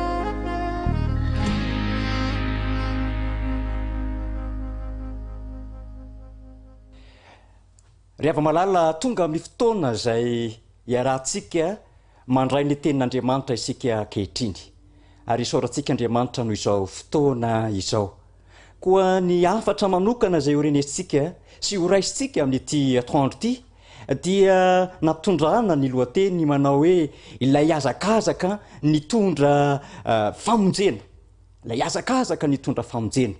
Koa dia alohan'ny irisotsika amin'izany dinidinika ratsoratra masina sy fampahirezana izany dia maninona mora mbola hiaraka hivavaka isika angataka ny fanahy masina. Andao sika hiaraka hivavaka. Andriamanitra ray malalo, raha tonga amin'izao fotoana izao zahay hanokatra ny teninao, hianatra ny teninao, dia metezy ianao mba handrotsaka fanahy masina hitarika anay amin'izany ka mba ho teny hitondra fampahirezana sy fanovahana ao anay tsirairay avy ny teninao izay iarahanay mandray eto. Amin'ny anaran'i Jesosy ny angatana izany. Amen.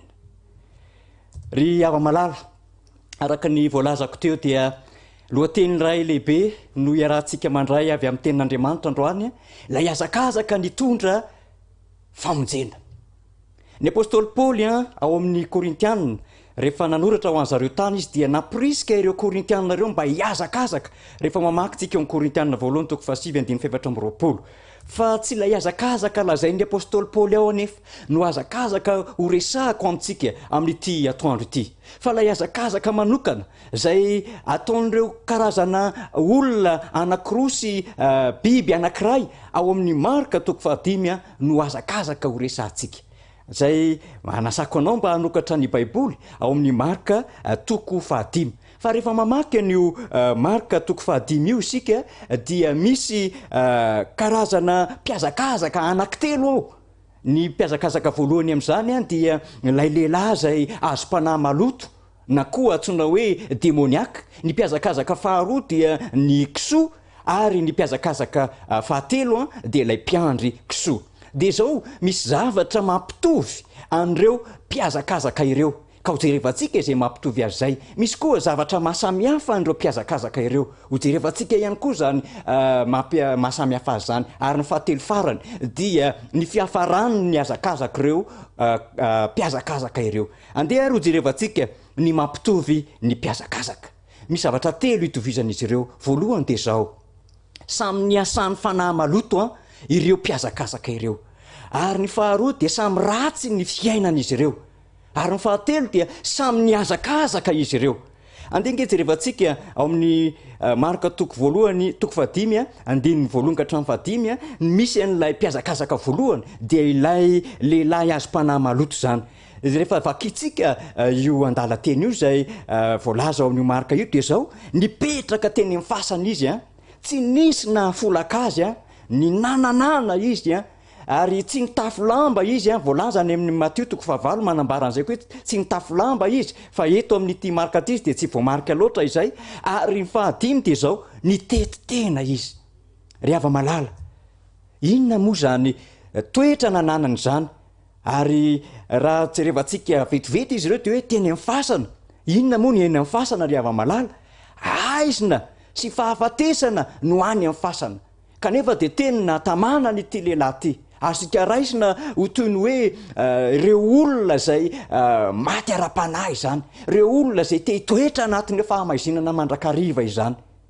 Ary ny fasana ihany koa dia entin'i Jesosy Kristy hanambarana ny toetra fiatsaram-belatsia ao amin'ny Marka, ao amin'ny Matio toko 7:20, andiny 7:20 dia zao ny tenenin'ny tenin'Andriamanitra. Matio toko 7:20 andiny 7:20 zao ny teneniny: loza anareo mpanorad-dalàna sy faharitseo, mpiatsara velatsia, fa ianareo dia tahaka ny fasana voalalotra fotsy izay mitseho tsara tarehy eo ivelany nefa ny ao anatiny dia feno taolany maty mba amin'ny fahalotoana rehetra. Ry ava-malala, ny toetra fiatsaram-belatsia zany dia hoarina, azo anoharana ity hoe lehilahy ny toetra teny amin'ny fasana ity. Manaraka izay dia tsy nisy nahafolaka an'ity lehilahy ity misy. Tsy manaraka ny lalàna sy ny fitsipiky ny fiarahamonina mihitsy izy, fa na inona natao taminy dia no tapatapahany avokoa izany. ary zany dia maneho azo anehontsika ny hoe maro ny olona zay tsy mba manaraka ny lalàna, tsy manaraka ny fitsipika, tsy manaraka ny fandaminana, tsy manaraka ny lamina zay mety misy, ny zavatra atao ao tokantrano, ny zavatra mety hiainana any amin'ny fiangonana, ny zavatra mety misy eo amin'ny fiarahamonina. Misy zany dia tsy mety mihitsy mba hanaraka izany lalàna sy fitsipika na fandaminana izany.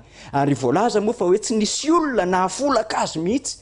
Rehefa malala ara-dalàna izany satria tsy misy olona afaka hanova olona na oviana ary zay na tonga an'ity lehilahy ity tsy tafahova mihitsy. Niezaka ny olona mba hanova azy sy hamolaka azy fa tsy nisy e. Ary izany ny zavatra misy eo amin'ny fiainantsika raha mbola tratranyity resaka fandemeny divolo sy satana ity isika dia tsy misy mihitsy afaka hahovantsika. Ity lehilahy ity dia ninananana ihany koa. Ary izany minananana izany moa zany dia tsy mifidy teny olazaina sy avoaka ary tsy azo andaharana mihitsy amin'ny zavatra izay ataona resahana ary indraindray raha dia mety ho teny fandrahonana sy teny mandratra no asehony izany hoe ninananana izany. Ary hitantsika koa ty lehilahy ity fa tsy mitafy lamba izy, tena nitanjaka izy. Ahoana ny asehony izany amin'izao vaninandro misy atsika izao? Inona ny mety azo anehoantsika n'izany hoe tsy mitafy lamba izany? Rehefa malala tsy mahalala menatra intsony, tsy mahalala menatra intsony, vokatry ny fahotana. Ary misy ny olona dia amin'ny voalohany miafinafina ny manao ny zavatra tsy mety, fa rehefa zatra manao an'izy ary rehefa manomboka fantatry ny olona dia tsy menatra intsony izy. Dia indreny fa hitanao ohatra hoe raha mijangajanga izy dia eny izy miaraka amin'ny olona zay raha amparafesina amin'ny mety ho vadiny eny. Rehefa malala mampitanjaka ny fahotana. Ity lehilahy ity dia voalaza ihany koa hoe nitety tena. Nisombainy ny tenany, nitetika ny tenany tamin'ny vato izy ary dia nivoatra ary voalaza aza moa fa tena tsisy endrika olombelona mihitsy ny hita teo amin'ity lehilahy ity. Rehefa malala izany mitety tena izany dia toy ny manimba ny tenantsika satria ny tenantsika dia tempolo ny fanahy masina araka ny voalaza amin'ny Korintianina 7:9. Tsy fantatrareo fa tempolon'Andriamanitra ianareo ary ny fanan'Andriamanitra mitoetra ao aminareo. Izany ny toetoetra nyity lehilahy izay azo mpanahy maloto ity, ilay mpiazakazaka voalohany izany. Tatsika fa tsy tsara ilay fiainany, ratsy ilay fiainany satria voageja nyity fanahy maloto ity.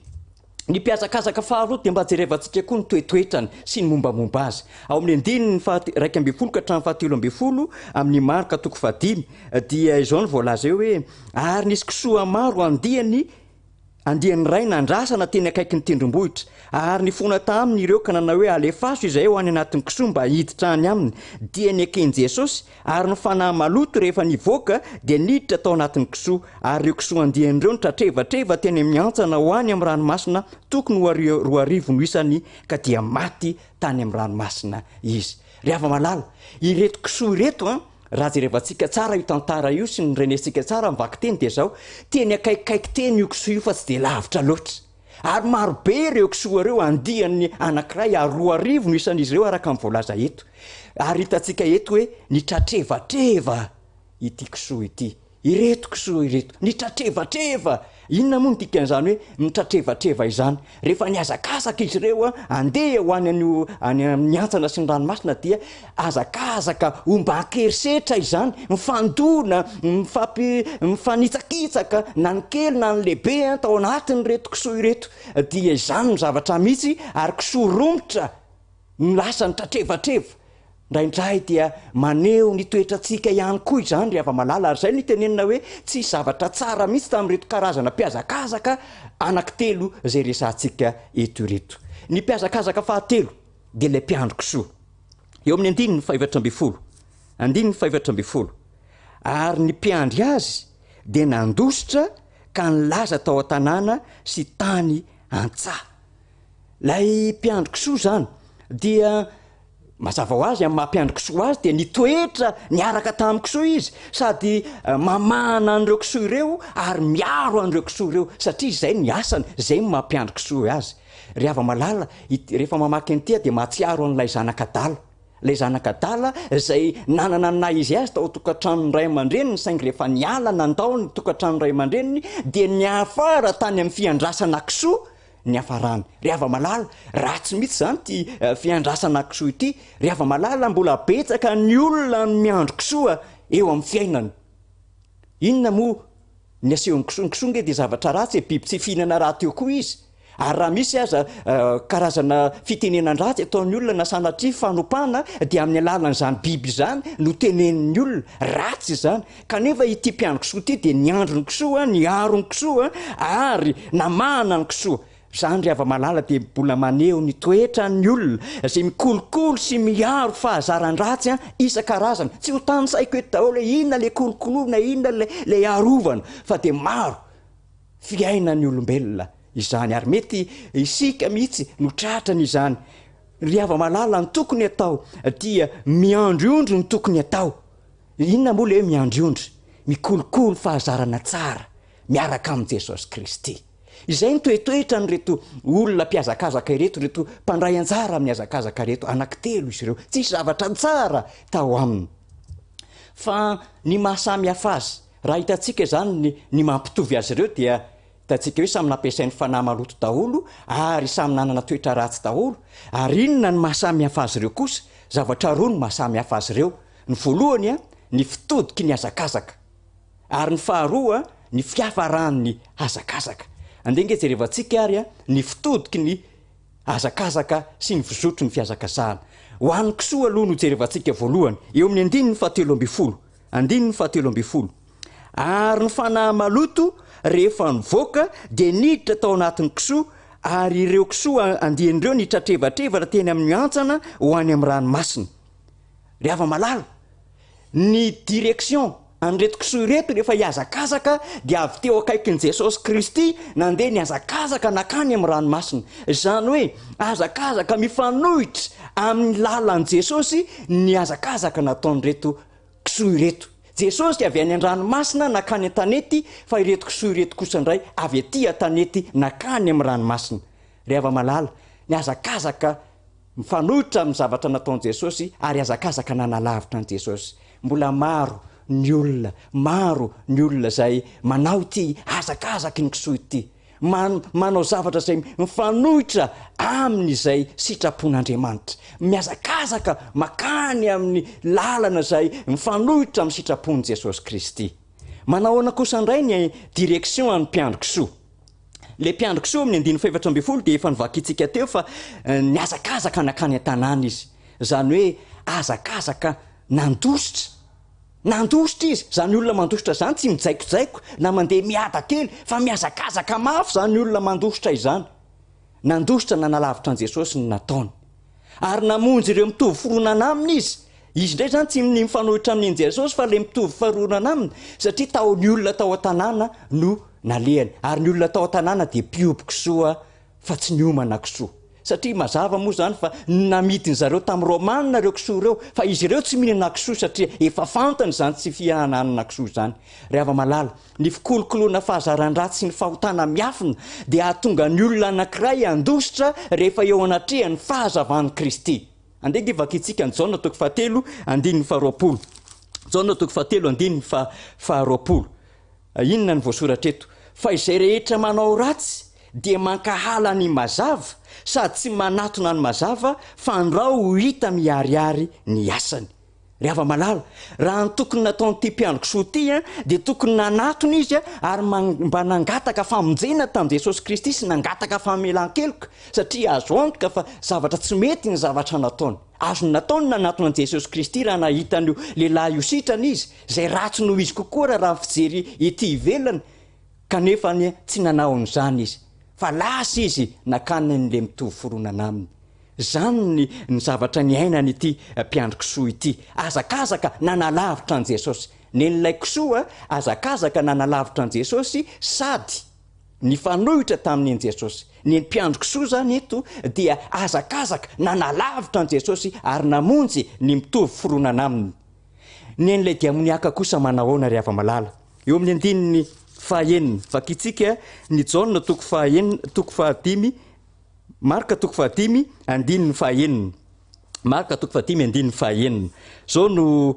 voasoratra fa noho ny nahita an' Jesosy teny lavitra eny izy dia niazakazaka ka niakohoka teo anatrehany na ny kisoa na ny mpiandro kisoa na ity lehilahy demoniaka ty de samy teny lavidavitra teny fa izy kosa rehefa nahita an' jesosy de niazakazaka izy nanatona an' jesosy kristy ary ny ankoka teo anatrehan' jesosy kristy ary izy de saika mba hangataka zavatra tamin' jesosy nefa tsy nahaloha-peo fa ho hitantsika eo moa zany rehefa aveo fa izay zany mahasamihafa ny azakazaka reto mpandray anjara reto ny anankiroa de niazakazaka nanalavitra an' jesosy sady nifanohitra am' jesosy ary namonjy ny mitovy foronana aminy fa ilay mpiandro kisoa kosa niazakazaka nanatona an' jesosy kristy ary ny akoka teo anatrehan' jesosy kristy raha izay ary mahasamihafa lay azakazaka nanahoana kosa indray ny fiafarany lay azakazaka satria io koa de mahasamihafa nlay azakazaky ny mpandray anjara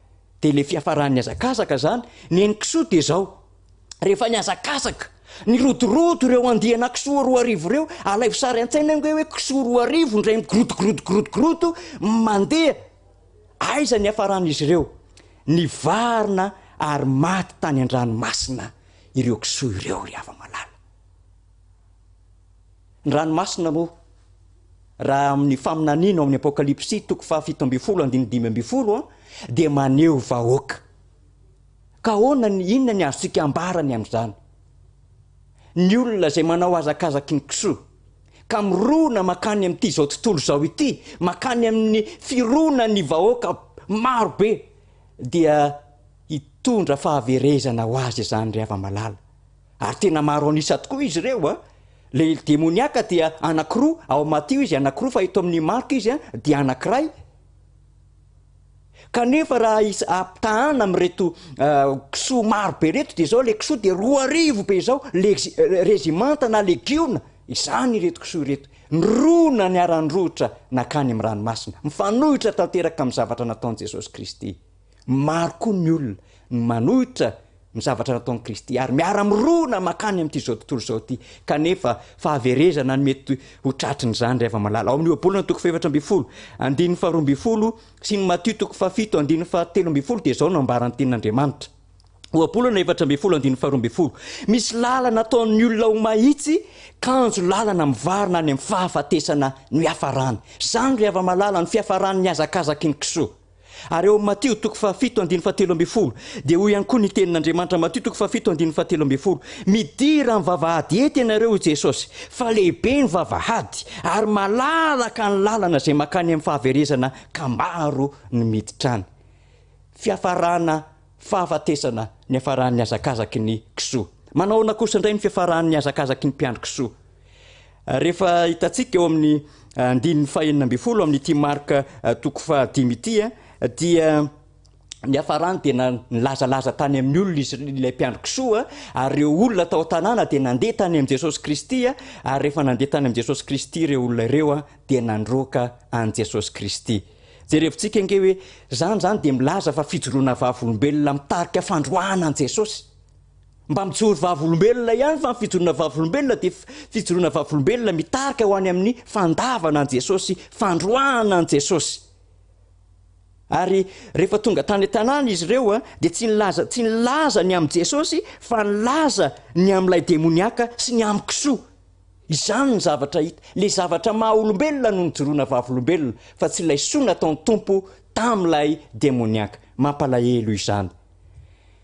nanahoana kosa indray ny fiafaran'ny azakazak'ilay demoniaka ary nafinaritra fa eo amin'ny 9 ka hatrany amin'ny sy ny manaraka dia voalaza eo fa nisotranon' Jesosy ity demoniaka ity ary novain' Jesosy ho lasa olom-baovao ary vonona anaraka an' Jesosy izy nanaiky sy nanao iraka anakin'i Jesosy tamin'izy rehefa vakitsika ny tenin'Andriamanitra amin'io Marka 5 de zao ny tafilamba izy teo aloha izy sy ny tafilamba fa rehefa novain' Jesosy ny sotranon' Jesosy izy rehefa malala de ny tafilamba afaka ny enatra zay teo aminy ary zany koa isika ny fahotana dia mampitanjaka atsika fa rehefa miazakazaka makeo am' jesosy sika ka miakoka eo anatrehany dia izao manasitrana antsika jesosy kristy manafaka ninatrantsika amin'izany fahotana zany jesosy kristy afaka inatra izy satria afaka ny fahotana ary lay lamba zay natafy azy lamba ny akanjony dia tsy lamba tsy avaizy akory tsy nasaina ny vity lamba izy tsy nasainy jesosy andana amin'izay ianao miakanjo fa jesosy rehefa malala efa nanana akanjo hasalotra nyity mpiandry ity demoniaka ity zay novainy ity rehefa malala manana akanjo hasalotra anao koa jesosy kristy na ratsy azy ianao teo aloha na tsy lohapeo ianao mba hiteny am' jesosy hoe sitrano a satria ty lehilahy ty tsy afaka nyteny an'izany fa lefa naratsy tao anatiny no niteny rehefa teo anatrehany jesosy fa fantany jesosy ny faniriny teo sitrana rehefa malala fantatry jesosy ny faniritsika tsiraray avy mba ho sitrana ary zany zava-dehibe ka mahatonga an jesosy anomen'ilay lamba inona moa lay lamba rehefa malala ny lamba dia ny lamba pahamarinana ny akanjo pahamarinana ny fahamarinana sy ny fahamasinana an jesosy ary eo am' galatiana toko 7:7 dia voalaza ny tenin'andriamanitra fa na iza ianareo no natao batisa ho an'ny kristy dia nitafy an'i kristy rehefa malala ny olona hovain' jesosy kristy dia mitafy an jesosy kristy dia voalaza koa fa arisaina ty lehilahy ty rehefa nisitrano jesosy teo izy adala fa izao izy arisaina matoa izy voalaza ny soratra masina hoe arisaina dia izao voapirofo zany eo amin'ny tantara io hoe nanana faniriny izy hanaraka an jesosy zay rehetra miazakazaka ka miakoka eo anatrehan jesosy rehefa sitrano jesosy dia manjary manana fanirina hanaraka an jesosy ary hita moa fa raha nangataka tamin' jesosy izy hoe araka am' jesosy dia io jesosy hoe zao andana lazao amin'ny mpiarabelona aminao ny soa sy ny famindram-pona ataon'andriamanitra taminao zany hoe azony jesosy nitokisana izy ary azony jesosy ny rahina izy satria efa endry izy ny olona dala ry ava-malala tsy azo itokisana ny olona dala tsy azo irahana fa ny olona efa matotra sy arisaina ary manam-pahindrena no irahana ary jesosy dia nahafantatra fa tena azo antoka ity lehilahy ty ary zany tokoa moa ny zavatra nisy voalaza ihany koa hoe nitoetra teo anilan' jesosy izy rehefa nisitranony rehefa malala zany fitoerana eo anatrehan' jesosy zany dia maneho ny fianaratsika ny tenin'andriamanitra ny fienotsika ny tenin'andriamanitra ary efa ambaran' jesosy mihitsy aza nitoerana zay mba hipetrahana eo anilany rehefa avy izy ao am' Jaona toko 7:20 adiny voalohanka hatramin'ny fahatelo dia jesosy ny teny hoe amboatra fitoerana any an-tanitra izy ho an'izay rehetra miazakazaka ka miakoka eo anatrehany efa mamboatra n'izany toerana izany izy ary zao no ambara amin'ny apokalipsy toko 7:1-20 izay maharesy dia avelako iara-mipetraka amiko eo ambony seza fiandrianako dia tahaka ny fandreseko kosa sy ny niarako mipetraka amin'ray eo amin'ny seza fiandrianany ry ava-malala izany no faniriny jesosy kristy ho antsika tsirairay avy hitantsika teo ary zany fa nisy karazana azakazaka manokana tao anatin'ity marika toko 5 ity ary nisy karazana mpandray anjara anankitelo tao anatin'izany nisy nity fitovizan'izy ireo satria samy ratsy izy ireo samy nampiasain'ny fanahy maloto izy ireo tsy nisy mendrika izy ireo na dia iray azy fa ny nasamy hafa azy ireo dia ny lalana fiazakazahana ny anankiroa dia niazakazaka nanalavitra an' jesosy nandao an' jesosy nandositra an' jesosy ary nifalohitra tamin'ny lalan' jesosy fa ilay demoniaka kosa dia naniazakazaka nanatona an' jesosy kristy ny akoka teo anatrehany ary dia antra azy jesosy namindra fo tamin' jesosy onena azy jesosy ary dia nisitranony jesosy izy rehefa malala mba ho izany azakazaka ny demoniaka izany aneno azakazaka ho safiditsika azakazaka hanatona an' jesosy kristy mba ho sitranony amin'izay mety ho fahalemena sy fahazaran-dratsy sy toetra ratsy ananatsika rehetra vonina jesosy tsy mandana iza na iza izay manatona azy na dia ratsy sy tsy marina izay sika dia iriko mba ho sitranony jesosy kristy satria hiazakazaka hakeo anatrehany mba hahazo famonjena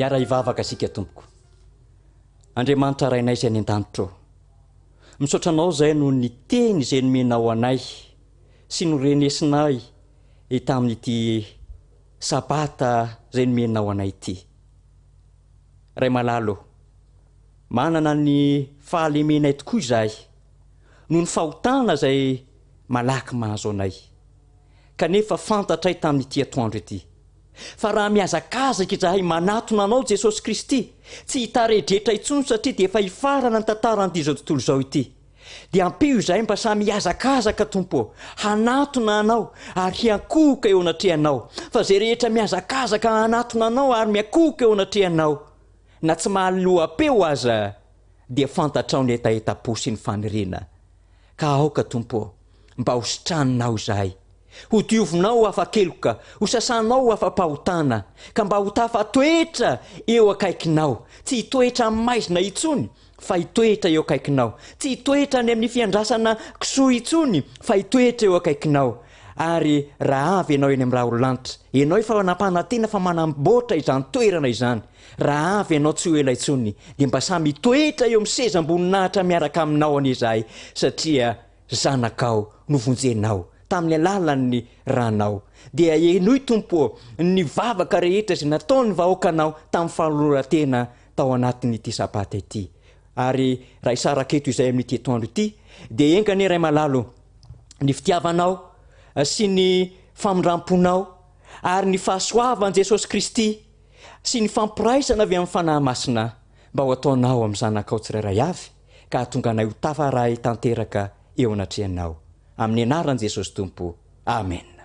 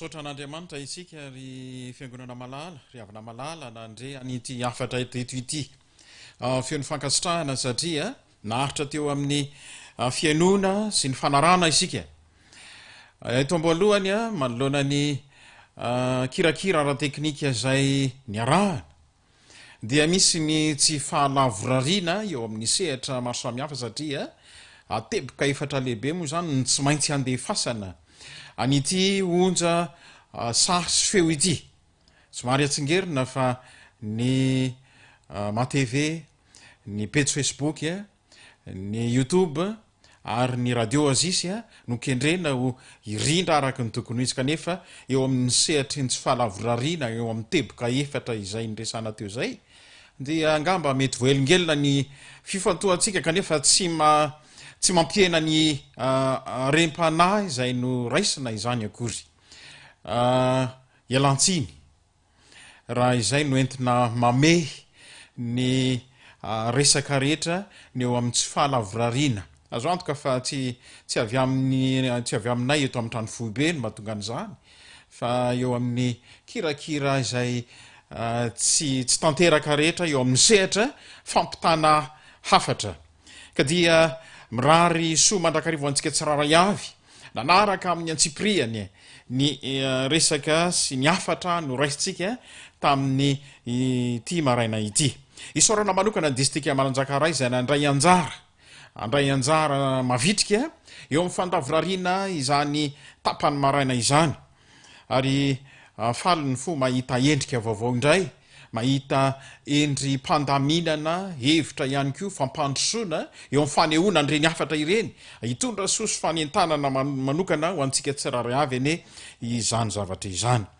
amin'ny folakandro isika manomboka amin'ny rora sasany dia hiaraka amin'ny distrika Ambomangakely indray amin'ny rora sasany ny fotoana ary arahantsika amin'izany ireo fanentanana izay arahana amin'ny olona vitsivitsy maromaro ao anatin'izany distrika zany misy ihany koa ny fanarahantsika ny izy telo mianada zay mpandravaka matianiny izay everina fa hampandehanana manokana ny tapany ariva araky ny fanao mahazatra zay hitantsika isan-tsabata pasteur Iarvola sy pasteur André Razafiarson no hiaraka amintsika amin'ny famaranana ny sabata ary mahafaly no mahita endrika somary everina ho vaovao indray ngamba satria ny misotronono rehefa mandray anjara amin'ny fotoana toy izao dia ahitana ireny fanandramana zay fanalovany tamin'ny fotoanandro ireny iarahany amin'ny pasteur Amperinasa zay eto amintsika dia ny pasteur Iarvola isorana ihany koa ny teknisianina amin'ity marain'ity izay manao ny aintso zavatra izay ato amin'ny trano fitaratra ry havana malala dia misy ny somary fitebitebena indraindray misy ny fifaliana amin'ny serana ihany koa misy ny endrika somary gaga ihany amin'ny fitantanan'Andriamanitra fandraisany anjara amin'ny fampandehanana nyreny onjam-peo sy sary ireny ka dia na dia tsy hitantsika miariary aza izy maromaro mianada amin'izao fotoana izao dia anehoana fankasitrana manokana maninona moa isika ny ajokatrano raha mba hanofa hofatanana ho azy ireo no ny fankasitrana feno fa dia mandray anjara mavitrika amin'ny asa atao eto amin'ny ity onjam-peo sy sary ity rehefa vita izao famaranana fitenenana izao dia anaraka fanentanana isika momba ny resaka ara-pahasalamana zay programa manokana zay arahana amin'ny departemanta ny fahasalamana eto amin'ny fédération misy antsika fanentanana fohifohy izy io entina ilazana amintsika fa manana zavatra kendrena marika tratrarina mba ahafahana mampandehana zany amin'ny tsara kokoa mandritra ny fotoana fihiboana amin'ny vaninandro ankehitriny Andriamanitra ny isaorana ary engane ny dera sy ny laza voninahitra ho azy irery hatramin'izay ary ho mandrakizay mankasitraka mankatelina mandram-peona tompoko